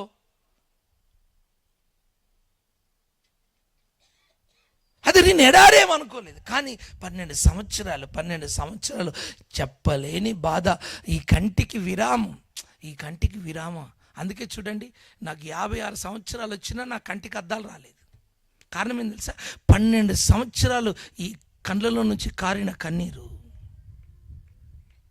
చెప్పలేను. ఒకే ఆశ, బట్టలు కావాలి, చెప్పులు కావాలి, భోజనం కావాలి, ఇల్లు కావాలి, బండి కావాలి. ఈ ఆశ కాదు, ఒకే ఒక ప్రార్థన, ఒకే టార్గెట్, ఈ ఎడారిని ఏదేనుగా మార్చు. హల్లెలూయా! ఈ ఎడారిని ఏదేనుగా మార్చు. ఎడారిలో ప్రభువా నీటి బుగ్గలను ఉబికింపచేసి దాన్ని ప్రవహింపచేయి. ఈరోజు నిర్మల్లో ఒక నీటి బుగ్గ ఉబికి ఇంచుమించు 60-70 కిలోమీటర్లు ప్రవహిస్తుంటే 60-70 కిలోమీటర్ల నుంచి ప్రజలు ఆరాధనకు, 150 గ్రామాల ప్రజలు.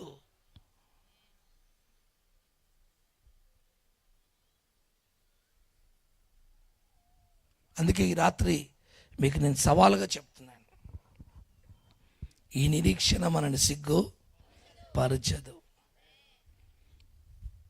12 సంవత్సరాలు ఇలానే ఒంటరిగా కూర్చున్నప్పుడు, జయరాజ్ నా మాటినరా, నా మాటినరా,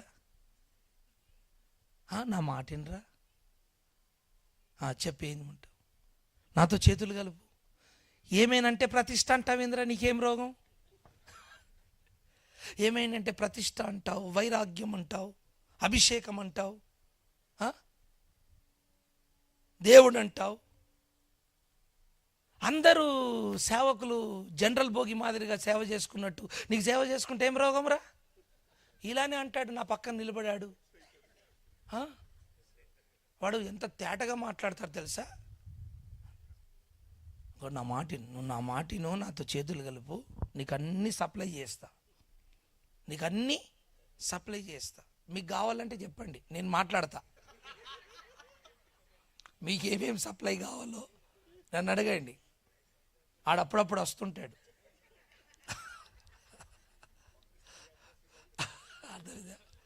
ఎందుకంటే దేవదూతలు కలిసే రోజు వచ్చినప్పుడు ప్రతిరోజు వెళ్ళి దేవుని సముఖంలో నిలబడతాడు కదా, అప్పుడప్పుడు వస్తుంటాడు నా దగ్గరికి. ఏమాయ అంటాడు, అర్థమైందా? మీ గురించి రికమెండేషన్ చేయమంటే నేను రెడీ. ఏం లేదు, నా మాట వాడు బాగింటాడు. అందరినీ కలుపుతావు, నువ్వు కలవ ఎందుకు రా అంటాడు నన్ను. నేనెందుకు కలుపుతాను?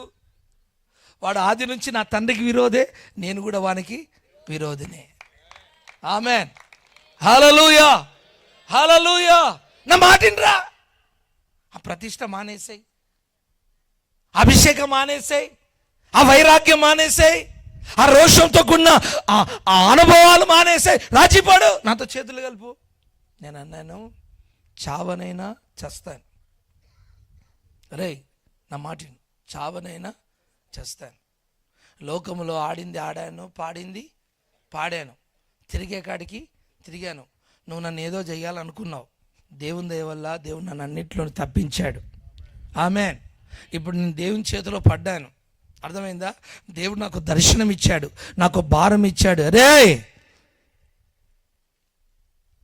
నీతో చేతులు కలిపే ప్రసక్తే లేదు, పాస్ అవుతారా?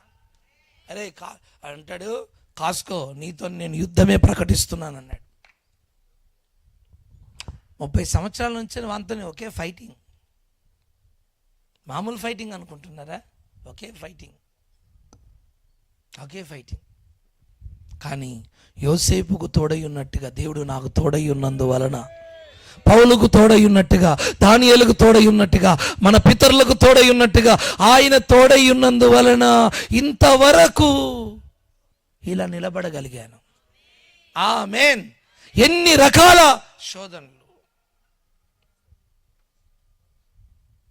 ఎన్ని రకాలు. కొన్ని చెప్పేవి ఉన్నాయి, కొన్ని చెప్పకూడనివి ఉన్నాయి. నేనంటాను, నువ్వు దేవుని మీద ఒక అచంచలమైన నిరీక్షణ కలిగి నీవు ముందుకు అడుగులు వేయగలిగితే, ఈరోజు కాకపోయినా రేపైనా నీ నిరీక్షణను సిగ్గుపరచని దేవుడు నీకు తోడుగా ఉండి నీ జీవితంలో నువ్వు ఊహించిన దానికంటే, తలంచిన దానికంటే, ప్రార్థించిన దానికంటే, ఆలోచించిన దానికంటే గొప్పగా దేవుడు నిన్ను నడిపిస్తాడు. నాకు చాలా విచిత్రకరమైన సంగతి ఏం తెలుసా, ఆ బెతెస్దా కోనేరు దగ్గర 38 సంవత్సరాలు. ఓయ్ బాబోయ్, 38 ఏంటయ్యా నాయన అంటే, బాగుపడాలని ఆశ ఉంది, పరిగెత్తాలని ఆశ ఉంది, కానీ నేను నడవలేను కదా, నేను వెళ్ళలేను కదా. కొందరు వచ్చి అక్కడ ఉన్న రోగులు అంటారు, రే చాలా సీనియర్ అయిపోయావురా ఇక్కడ, ఎక్కడ ఈ బెతెస్దా కోనేరు దగ్గర చాలా సీనియర్ అయిపోయావురా, ఇంకేంద్రా నీకు బోరు కొట్టడం లేదురా, దేవుడు అంటే నీకు బోరు కొట్టడం లేదురా, ఏమరా ఈ వయసులో భక్తి భక్తి దేవుడు దేవుడు సేవ అంటే నీకు ఏమైనా పిచ్చారా, చర్చి అంటావు, ప్రార్థన అంటావు, మాతిరా గడ్డాలు పెంచాలి, మాతిరా గంటలు పెంచాలి, మాతిరా చెవులకు రింగులు వేయాలి, జడలు పెంచాలి, అదిరా. నువ్వేంట్రా సన్యాసం ఎత్తేసావు ఇప్పుడే, దేవుడు అంటావేంటి? యవనస్తులు వింటున్నారా? నా 21వ సంవత్సరం ఏట నేను సేవలు అడుగు పెట్టాను.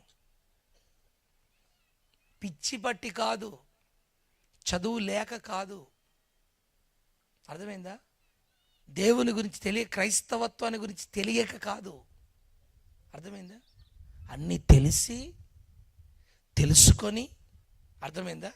వాక్యమును గ్రహించి దర్శనపు యొక్క లోతేంటిదో తెలుసుకొని, దాని వెడల్పేంటిదో తెలుసుకొని, ఆ దర్శనం యొక్క ఎత్తేంటిదో తెలుసుకొని, అర్థమైందా?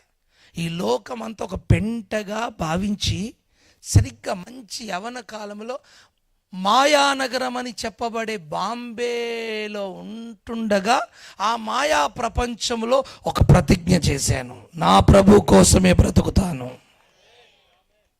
ఈ వరంగల్ మాయలోనే పడిపోతావు నువ్వు, ఇంకా బాంబే మాయకి వెళ్తే బోల్తానే పడిపోతావేమో, ఆ మాయలో ఈదుతావేమో, ఆ మాయలో. అంత మాయా ప్రపంచం.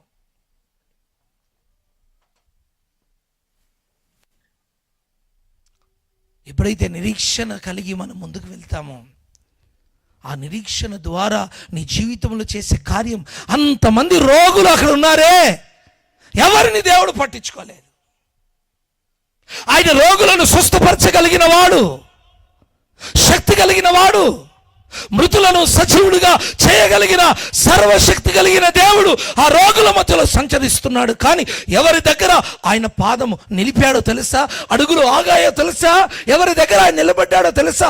నిరీక్షణతో 38 సంవత్సరాల నుంచి కనిపెడుతున్న ఆ పక్షవాయు రోగి దగ్గర నిలబడి, నువ్వు బాగుపడగోరుచున్నావా?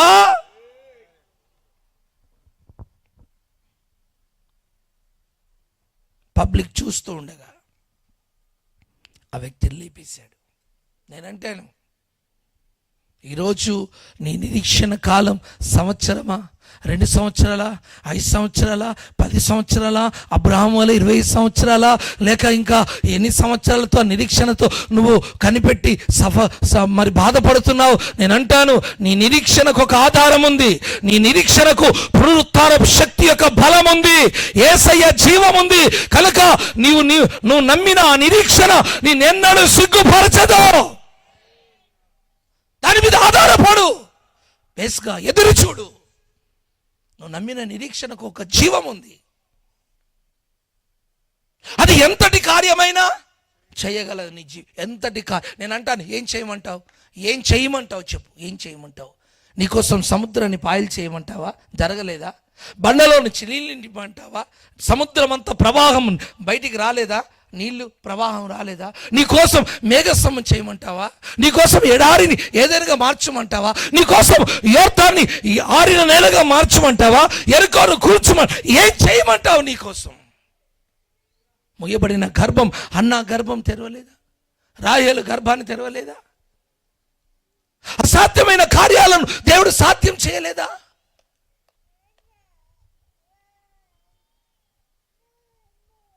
ఒకసారి ఆలోచించు. అందుకే నేను అంటాను, మనం ఆరాధించే దేవుడు అసాధ్యుడు. చెప్పాలి హల్లెలూయా. నేను ముగిస్తున్నాను. మనం ఆరాధించే దేవుడు అసాధ్యుడు నీ నిరీక్షణను సిగ్గుపరిచేవాడు కాదు. నేను అంటాను, ఈ 2025 సంవత్సరంలో నీ నిరీక్షణకు నా దేవుడు ఫలమిచ్చునుగాక, ఫలమిచ్చునుగాక, ఫలమిచ్చునుగాక. నువ్వు నెలల తరబడి, సంవత్సరాల తరబడి ఎదురు చూస్తూ కన్నీరు కార్చుతూ వచ్చావు కదా, ఈ సంవత్సరంలో నీ నిరీక్షణకు ఒక ఫలాన్ని, ఒక దీవెన, ఒక ఆశీర్వాదాన్ని నువ్వు చూడబోతున్నావు. హల్లెలూయా.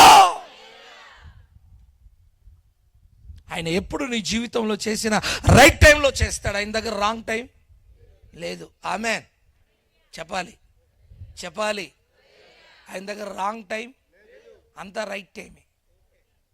అంతా నా జీవితంలో అయితే ఇప్పటి వరకు అన్ని రైట్ టైంలోనే జరిగాయి, అన్ని రైట్ టైంలోనే. నా పెళ్ళి రైట్ టైంలోనే, నా స్టడీ రైట్ టైంలో అయిపోయింది, నా పెళ్ళి రైట్ టైంలో అయిపోయింది, నాకు సంతాన విషయంలో రైట్ టైంలో పిల్లలు పుట్టారు, సేవకు రైట్ టైంలో వచ్చాను, సేవ అభివృద్ధి కూడా రైట్ టైమే. ఆమె అంతా రైట్ టైమే.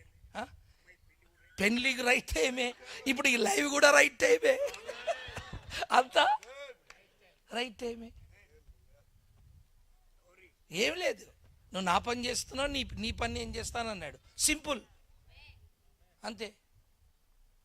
అసలు పెళ్ళి జరిగినట్టే లేదు మాకు. అది ఎలా అయింది, ఏం జరిగింది అంత అరే పెళ్ళి అయిపోయిందా, ఈరోజు నేను ఆ హోటల్ అనుకుంటున్నా, పెళ్ళి అయిపోయిందా, టెన్షనే లేదు. ఎందుకు? ఈ నిరీక్షణ సిగ్గుపరచదు. Amen, amen. నా దగ్గర ఒక్క పైసా లేదు పెళ్ళికి. నేను అన్నాను, ఆకాశంలో ఉన్న కాకులన్నీ నాయ అన్నాడు దేవుడు.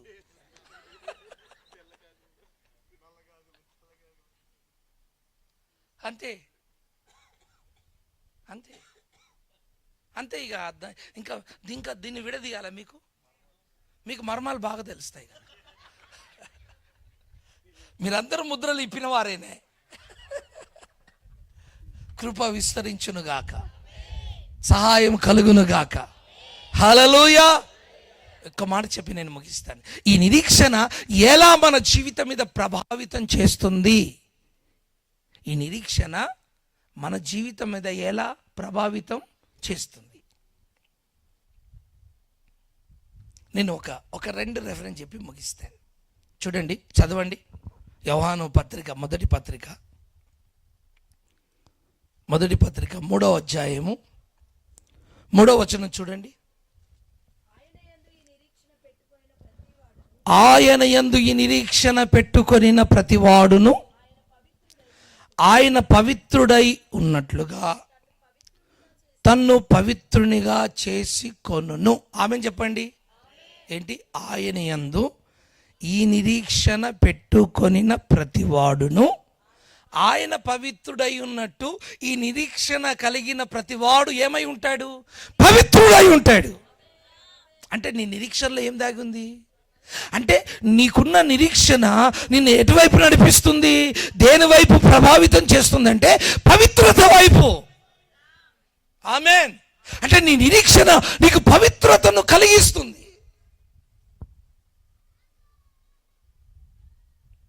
నువ్వు పరిశుద్ధుడిగా, పవిత్రుడిగా, కల్మషం లేని వ్యక్తిగా బ్రతకడానికి సహాయం చేస్తుంది. ఏది? ఈ నిరీక్షణ. ఆమె చెప్దామా? హల్లెలూయా. అంటే గమనించండి, ఈ నిరీక్షణ ఎప్పుడైతే నువ్వు పవిత్రుడిగా ఉన్నట్టుగా నీ మీద ప్రభావితం చూపిస్తుందో, ఇక నీవు పాపం చేయడానికి లేక పాప సంబంధమైన కార్యక్రమాలు జరిగించడానికి, అలాంటి ఆశలు నీలో ఉద్భవించడానికి ఇంకా ఎలాంటి అవకాశం ఉండదు. ఎందుకంటే నీ లోపల జీవముతో కూడిన నిరీక్షణ ఉంది కనుక. ఈరోజు నువ్వు మాటి పాపం చేస్తున్నావు అంటే అర్థం ఏంటంటే నీకు నిరీక్షణ కరెక్ట్గా లేదని అర్థం. చీటికి మాటికి, చిన్నదానికి పెద్దదానికి అన్నిటికీ పాపం నీళ్ళు తాగినట్టు తాగేస్తుంటారు. నిరీక్షణ లేని వాళ్ళందరూ కూడా ఏమవుతున్నారు? అపవిత్రులు అయిపోతున్నారు. రెండో విషయాన్ని గుర్తు చేస్తాను. చూడండి, హెబ్రీ దయచేసి అందరం లేచి నిలబడదామా? లేచి నిలబడదాం. బైబిల్ పట్టుకొని లేచి నిలబడండి. 6వ అధ్యాయము 19వ వచనం చూడండి. నీ నిరీక్షణ నిష్ఫలమును స్థిరమునై, ఈ నిరీక్షణ నిశ్చలమును స్థిరమునై మన ఆత్మకు లంగరు వల నుండి తెరలోపల ప్రవేశించుచున్నది. అందరూ ఆమేనండి. నేను చెప్పినట్టుగా చెప్పండి. ఏమని? ఈ నిరీక్షణ నిశ్చలమును స్థిరమునై. ఏంటేంటి? నిశ్చలమున అంటే కదలకుండా, స్థిరమునై. ఆమేన్. హలో హలో హలో హలో పాత నిబంధన పరిశుద్ధులకు వారి నిరీక్షణ కదిలే అవకాశం ఉంది. ఎందుకు? అప్పటికేం కలగలేదు, పునరుత్థానము కలగలేదు. నిరీక్షణకు బేస్ ఏంటి? పునరుత్థానం. ఆమె చెబుదామా? నా మాటలు అర్థమవుతున్నాయా? నిరీక్షణకు బేస్ ఏంటి? పునరుత్థానం. అప్పుడు పునరుత్థానము కలగలేదు గనక పాత నిబంధన కాలంలో నిరీక్షణ అనేది అది స్థిరముగా నిశ్చలముగా ఉండేది కాదు. అయినప్పటికీ అబ్రహాము నిరీక్షణ, అయినప్పటికీ దావీదు నిరీక్షణ, అయినప్పటికీ దానియేలు నిరీక్షణ, అయినప్పటికీ షడ్రక్ మేషక్ అబద్నిగోల నిరీక్షణ ఎలా ఉంది? స్థిరముగా నిలబడింది. హల్లెలూయా. పరిస్థితులు మారినా, రాజ్యాలు మారినా, చట్టాలు మారినా వీరు కదలని విశ్వాసముతో, కదలని నిరీక్షణతో దేవుని కోసం బ్రతికారు. హల్లెలూయా. అందుకే హెబ్రీ గ్రంథకర్త అబ్రహాము గురించి అంటాడు. ఏమంటాడంటే, అబ్రహామట గుడారములో నివసిస్తూ ఉండబోయే దానికోసం, అదృశ్యమైన దానికోసము ఇదిగో ఆయన ఏం చేశాడు? నిరీక్షణతో ఎదురు చూస్తున్నాడట. ఆమేన్. ఎందుకయ్యా అబ్రహాము నువ్వు డాబా ఇంట్లో ఉండలేదు? ఎందుకయ్యా అబ్రహాము నువ్వు చక్కగా అంతఃపురాన్ని కట్టుకోలేదు? డబ్బులు లేవా?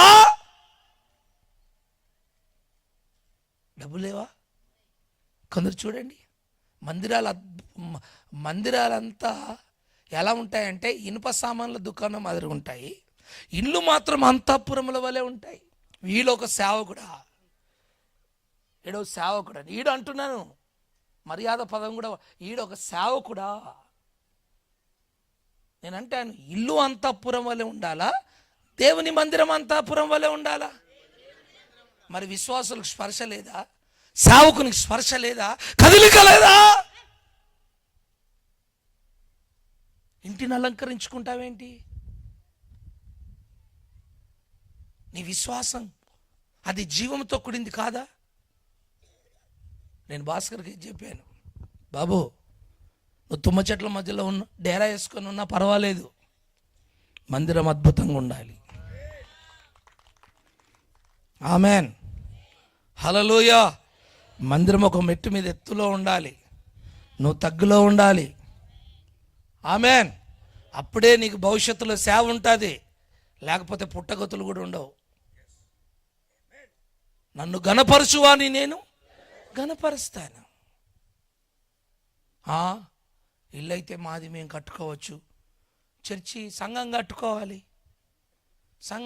నేను అంటాను, నీ ఆస్తులు, నీ బండి, నీ కారు అన్నీ మందిరం కట్టు, దేవుడు నీ ఇల్లు కడతాడు. మేము చేసాం. నాకున్న ప్లాట్లు అమ్మాను, బండి అమ్మాను, సైకిల్ అమ్మాను, బట్టలు అమ్మాను, డైనింగ్ టేబుల్ అమ్మాను, మంచం అమ్మాను, పెళ్లి కోట అమ్మేశాను. కొన్నారు ఆ దినాల్లో. అమ్మేసి చర్చికి స్థలం కొని నా పేరు మీద, అమ్మగారి పేరు మీద, పిల్లల పేరు మీద చేయలేదు, దేవుని పేరు మీద రిజిస్ట్రేషన్ చేయించాను. ఒక ఎడారిలో మేము పంట కోయగలుగుతున్నామంటే సవాలుగా సేవ చేస్తున్నాం కనుక. ఆమె చెబుదామా? హల్లెలూయా, హల్లెలూయా. బాగా గమనించాలి, పాత నిబంధన పరిశుద్ధులు ఎంత వైరాగ్యముతో, నిరీక్షణతో దేవుని వైపు చూస్తున్నారో చూడు.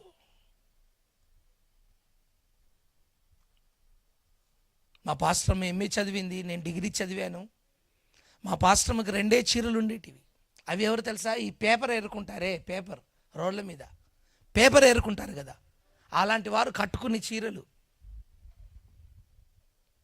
20,000 జీతం 1995 సంవత్సరం 20,000 జీతాన్ని రిజైన్ చేసి 20,000, అప్పుడు 20,000 అంటే ఏమనుకున్నారు?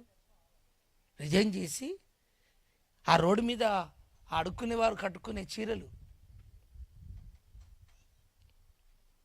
అలా ప్రతిష్ఠించుకున్నాం కనుక, అలా సమర్పించుకున్నాం కనుక, అలా ఆశలు కోరికలు చంపుకున్నాము గనక, దేవునికి నమ్మకస్తులుగా కనిపించాము కనుక ఈరోజు వేలాది మంది ప్రజలను మా చేతిలో దేవుడు పెట్టాడు. ప్రైజ్ ది లార్డ్, హల్లెలూయా. నీ జీవితంలో చెప్పుకోవడానికి ఒక సాక్ష్యం ఉండాలి.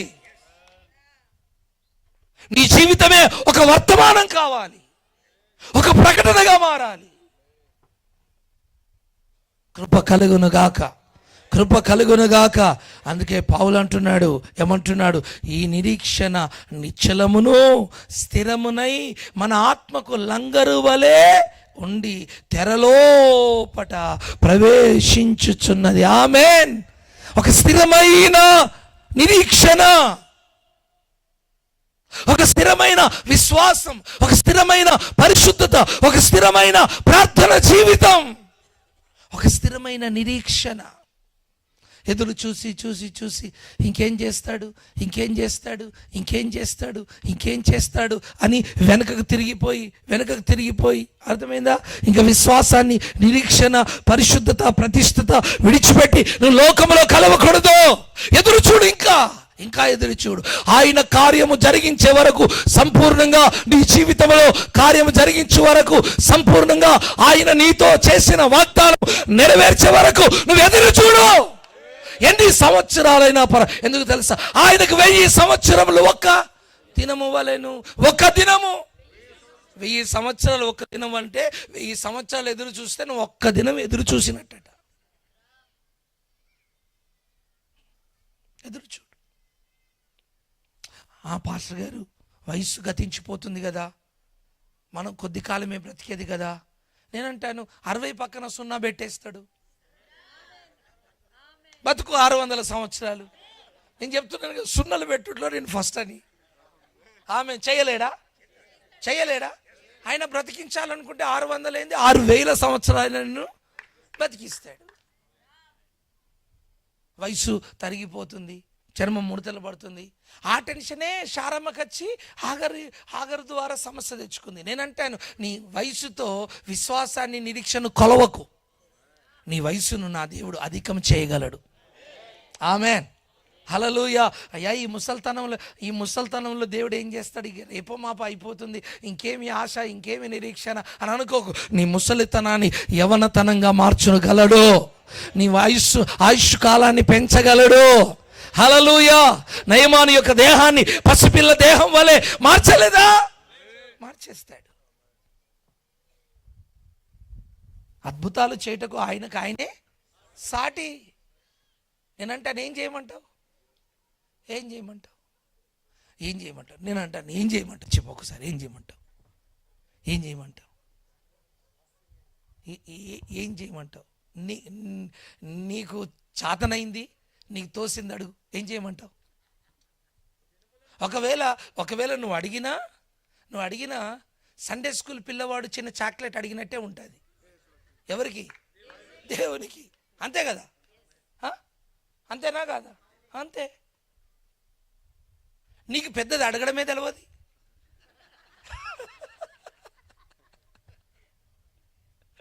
కృప కలుగునుగాక. నువ్వు పెద్దవాటిని అడగాలంటే నీ మనోనేత్రం వెలిగించబడాలి, వాక్య జ్ఞానం కలగాలి, ప్రత్యక్షత కలగాలి, పరలోక దర్శనం కలగాలి. అప్పుడు నువ్వు అడిగింది ఎలా ఉంటుందంటే, ఇది అసాధ్యము, నాతో ఎలా అవుతుంది అన్నాడు ఏలియా. ఇది అసాధ్యము, ఇది నాతో జరిగే పని కాదు అన్నాడు. ఇది దేవుడే ఈ కార్యాన్ని చేయాలన్నా, చేశాడు. కృప కలుగునుగాక. అందుకే మీ విశ్వాసాన్ని స్థిరపరచుకోండి, మీ నిరీక్షణ స్థిరపరచుకోండి. మీ ఆత్మకు లంగరు వలె అది ఉండాలి. ఇంకా ఆ సబ్జెక్ట్లోకి వెళ్తే మళ్ళీ గంట ప్రసంగం, మళ్ళీ ఆ సబ్జెక్ట్లోకి వెళ్తే మళ్ళీ గంట ప్రసంగం. అర్థమైందా? మళ్ళీ వచ్చే సభలో మాట్లాడుకుందాం, ఇది కంటిన్యూ చేసుకుందాం. ఆమెను చెబుదామా? నువ్వు భాస్కర్ నాకు గుర్తు చేయి, అక్కడ నుంచి కంటిన్యూ చేస్తాను. హల్లెలూయా. అయితే ఈ రాత్రి మనమందరము ఒక స్థిరమైన విశ్వాసంతో, నిరీక్షణతో దేవుని సన్నిధిలో నిలబడదుముగాక. అందరూ కళ్ళు మూయండి, రెండు చేతులు ఆకాశం వైపెత్తండి. ప్రభు మనల్ని నడిపిస్తుండగా గ్లో షబారక తూరబాలరాశి. Hallelujah, hallelujah, hallelujah, hallelujah, hallelujah. Glory, glory, glory, glory, glory, glory, glory, glory, glory. ఒక నిరీక్షణ కలిగిన వారమైన ఆయన. హల్లెలూయా, హల్లెలూయా, హల్లెలూయా. ప్రభా, మేము బ్రతుకుటకు మాకు సహాయము చేయడం ఆయన. అవును ప్రభా, జీవముతో కూడిన నిరీక్షణ మేము కలిగి ఉండవలనని మీరు ఎంతో తేటగా, సూటిగా మీరు మాతో మాట్లాడారు నాయన. ప్రభా, ఈరోజు నాయన ప్రభా, ఎంతో మంది నిరీక్షణ కోల్పోతున్న దినాల్లో మేము ఉంటున్నాం. మేము అలా ఉండకుండా నాయన ప్రభా, మా నిరీక్షణ బలము కలిగినదై, శక్తి కలిగినదై, విశ్వాసము కలిగినదై నాయన, నీ గొప్ప కార్యాల కోసం ఎదురు చూడగలిగిన ఒక అద్భుతమైన నిరీక్షణను నేను కలిగి ఉండుటకు నాకు సహాయము చేయండి. ప్రార్థించు ప్రభు సన్నిధిలో. ప్రభా, అట్టి నిరీక్షణ నాకు కావాలి. ఎదురు చూసి చూసి చూసి అలసిపోయాను. ప్రభా, నన్ను క్షమించు. ఇక నేను అలసిపోను నాయన, ఇక నేను సమస్యలనయ్యా ఇంకా నిరీక్షణతో నీ సన్నిధిలో నేను కనిపెడతాను, కనిపెడతాను, కనిపెడతాను, కనిపెడతాను. నీ కార్యము నా సేవలో, నా కుటుంబంలో ఈ రాత్రి జరుగునుగాక.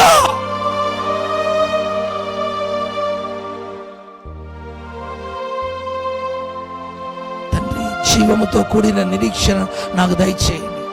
వాడని నిరీక్షణ నాకు దయచేయండి. క్షేమాన్ని కలగచేసే నిరీక్షణ నాకు దయచేయండి నాయన.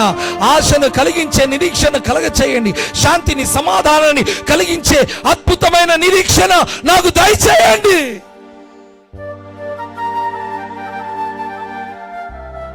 Thank you Jesus. ఒక తీర్మానం చేద్దాం. ఒకవేళ ఈ రాత్రి నిరీక్షణ చనిపోయి ఉందేమో, సమాధి చేయబడిందేమో, బలహీనపడి ఉందేమో, యేసు నామమున ఇక్కడ నిలబడి ఉన్న ప్రతి ఒక్కరి నిరీక్షణ ఉజ్జీవింపచేయబడునుగాక, రేపబడునుగాక.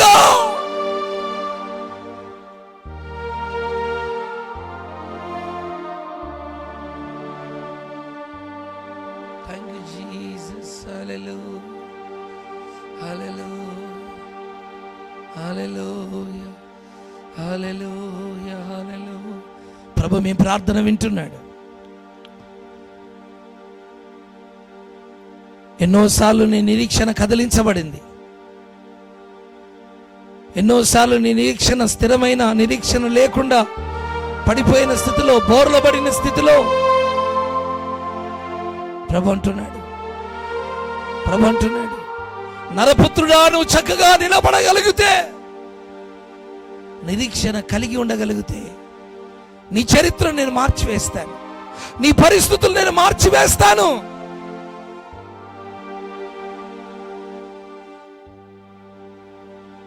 Thank you lord. Hallelujah, hallelujah, hallelujah, hallelujah, hallelujah, hallelujah. Glory, glory, glory, glory, glory, glory, glory, glory, glory. దేవుని హస్తం మిమ్మల్ని తాకడం నేను చూస్తున్నాను. మీ నిరీక్షణకు ఫలాన్ని ఈ రాత్రి మీరు పొందడం నేను గమనిస్తున్నాను. ఈ సభల అనంతరము నిరీక్షణకు ప్రతిఫలాన్ని మీరు చూడబోవడం నేను ఆత్మలో చూడగలుగుతున్నాను. Thank you lord. Hallelujah, hallelujah, hallelujah, hallelujah, hallelujah, hallelujah. ఎండిపోయిన నీ బ్రతుకును పచ్చగా మార్చగలిగిన నిరీక్షణ యేసు నామమున ఇప్పుడే నీకు దయచేయునుగాక.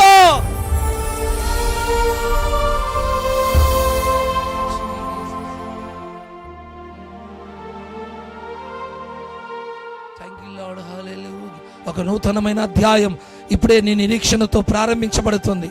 ఒక నూతనమైన కార్యాన్ని ఈ నిరీక్షణతో నా ప్రభు చేయబోతున్నాడు. ఆయన పునరుత్థానం యొక్క బలము, శక్తి నీలో ప్రవేశించునుగాక.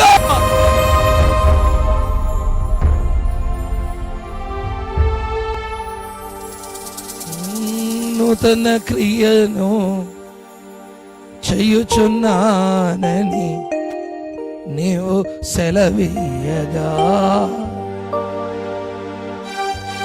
నా ఎడారి జీవితమే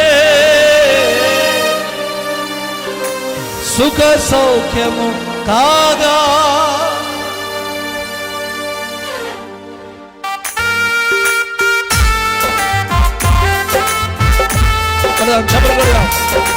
గ్లోరీ. ఆమేన్, ఆమేన్, ఆమేన్.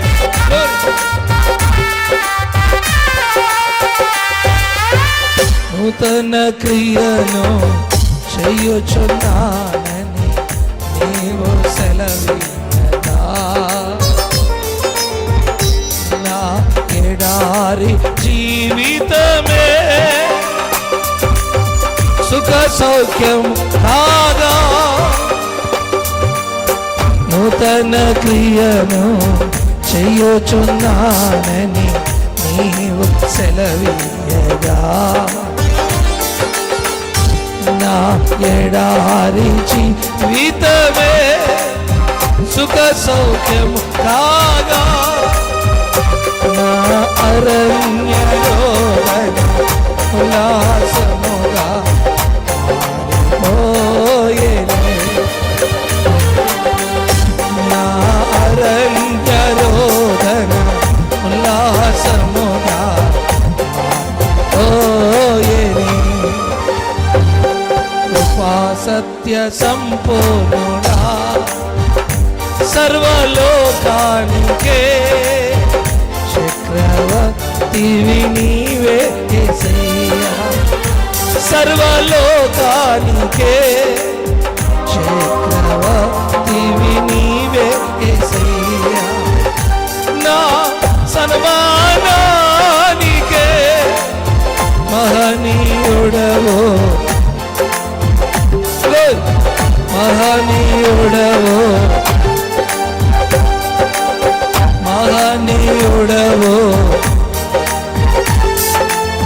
మహనీయుడవో. ఆరాధన స్తుతి ఆరాధన, ఆరాధన స్తుతి ఆరాధన నీవే కదానా,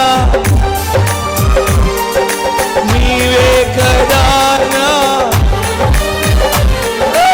ఆరాధన స్తుతి ఆరాధన, ఆరాధన స్తుతి ఆరాధన, ఆరాధన స్తుతి ఆరాధన, ఆరాధన స్తుతి ఆరాధన నీవే కదానా.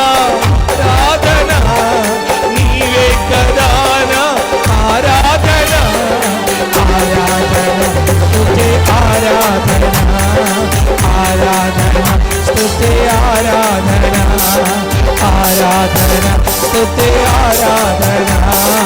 ఆరాధన స్తుతి ఆరాధన, ఆరాధన స్తుతి ఆరాధన, ఆరాధన స్తుతి ఆరాధన, ఆరాధన స్తుతి ఆరాధన, ఆరాధన స్తుతి ఆరాధన, ఆరాధన స్తుతి ఆరాధన, ఆరాధన స్తుతి ఆరాధన, ఆరాధన స్తుతి ఆరాధన, ఆరాధన స్తుతి ఆరాధన.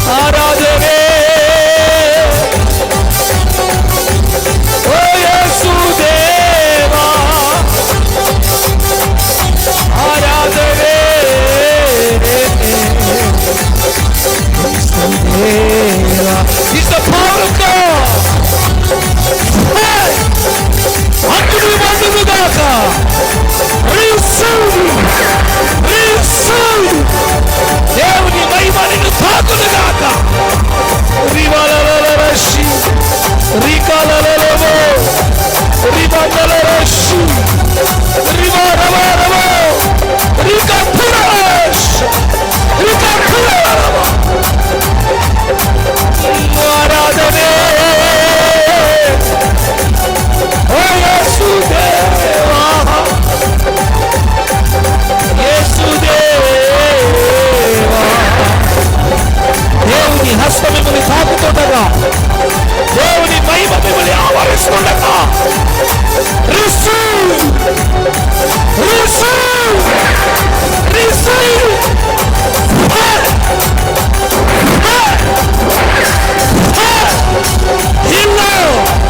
స్వస్థత కలుగునుగాక స్వస్థత కలుగునుగాక స్వస్థత కలుగునుగాక మూయబడిన గర్భాలు తెరవబడునుగాక రిసీవ్ క్యాన్సర్ గడ్డలు ఓ దయ్యపు శక్తులు యేసు నామమున పారిపోవునుగాక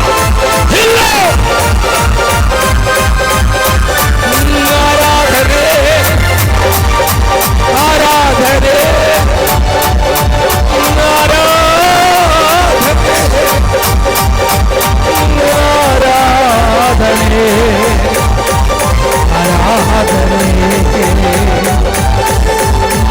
ఆరాధనే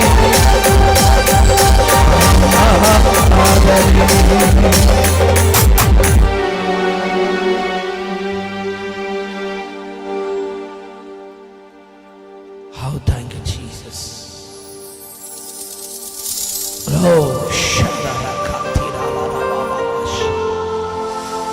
పరలోకం మన మధ్యలో దిగి రావడం నేను చూస్తున్నాను. దేవుని మహిమ నిన్ను ఆవరిస్తుండగా ఇప్పుడే నీకు స్వస్థత కలుగుతుండగా నీ శరీరంలో ఉన్న ప్రతి వ్యాధి యేసు నామమున నిర్మూలమవునుగా. ఆర్థిక దరిద్రత, శాపం, అనారోగ్యం, క్యాన్సర్, మరణం యేసు నామమున కొట్టివేస్తున్నాను.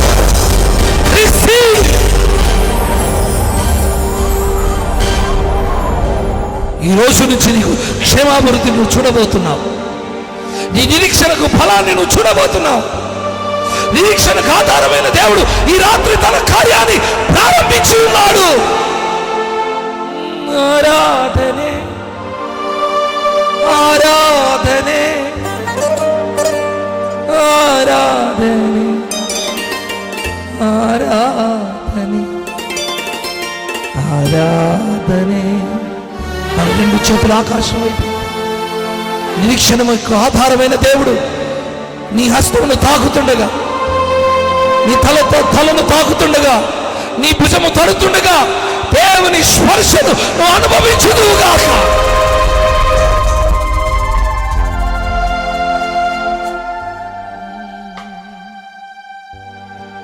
దయ్యపు శక్తులు పారిపోవడం నేను చూస్తున్నాను.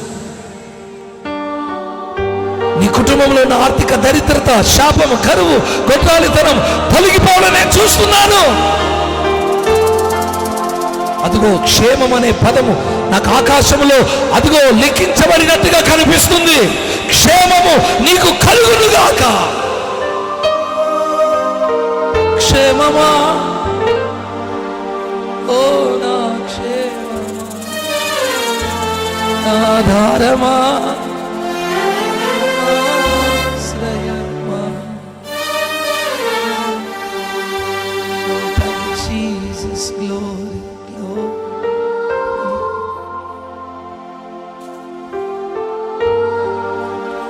ప్రభు నేను దాటిపోయేవాడు కాదు. చాలా సంవత్సరం నుంచి నువ్వు ఎదురు చూస్తున్నావు. ఈ సభల ముగింపు రాత్రి ప్రభు నీతో వాగ్దానం చేస్తున్నాడు. ఈ సంవత్సరంలో నీ నిరీక్షణకు నువ్వు ఫలాన్ని చూడబోతున్నావు.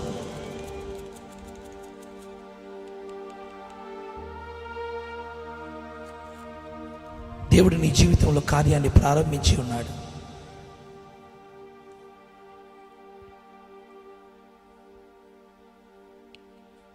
ప్రభు చేతులకు నేను నీవు సమర్పించుకో.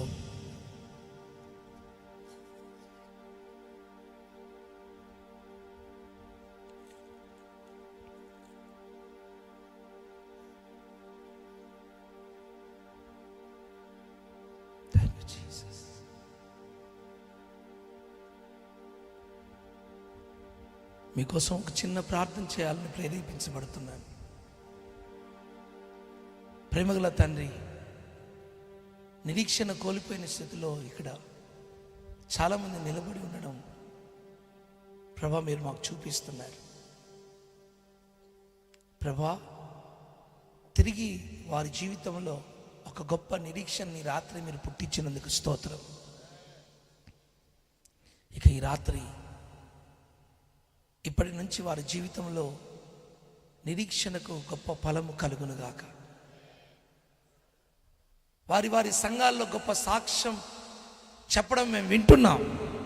ఆ గంటల శబ్దం వింటున్నాం, ఆ సాక్ష్యపు శబ్దం వింటున్నాం. ఇక నీ కార్యం బలంగా జరుగునుగాక. యేసు నామమున అడుగుచున్నాను తండ్రి.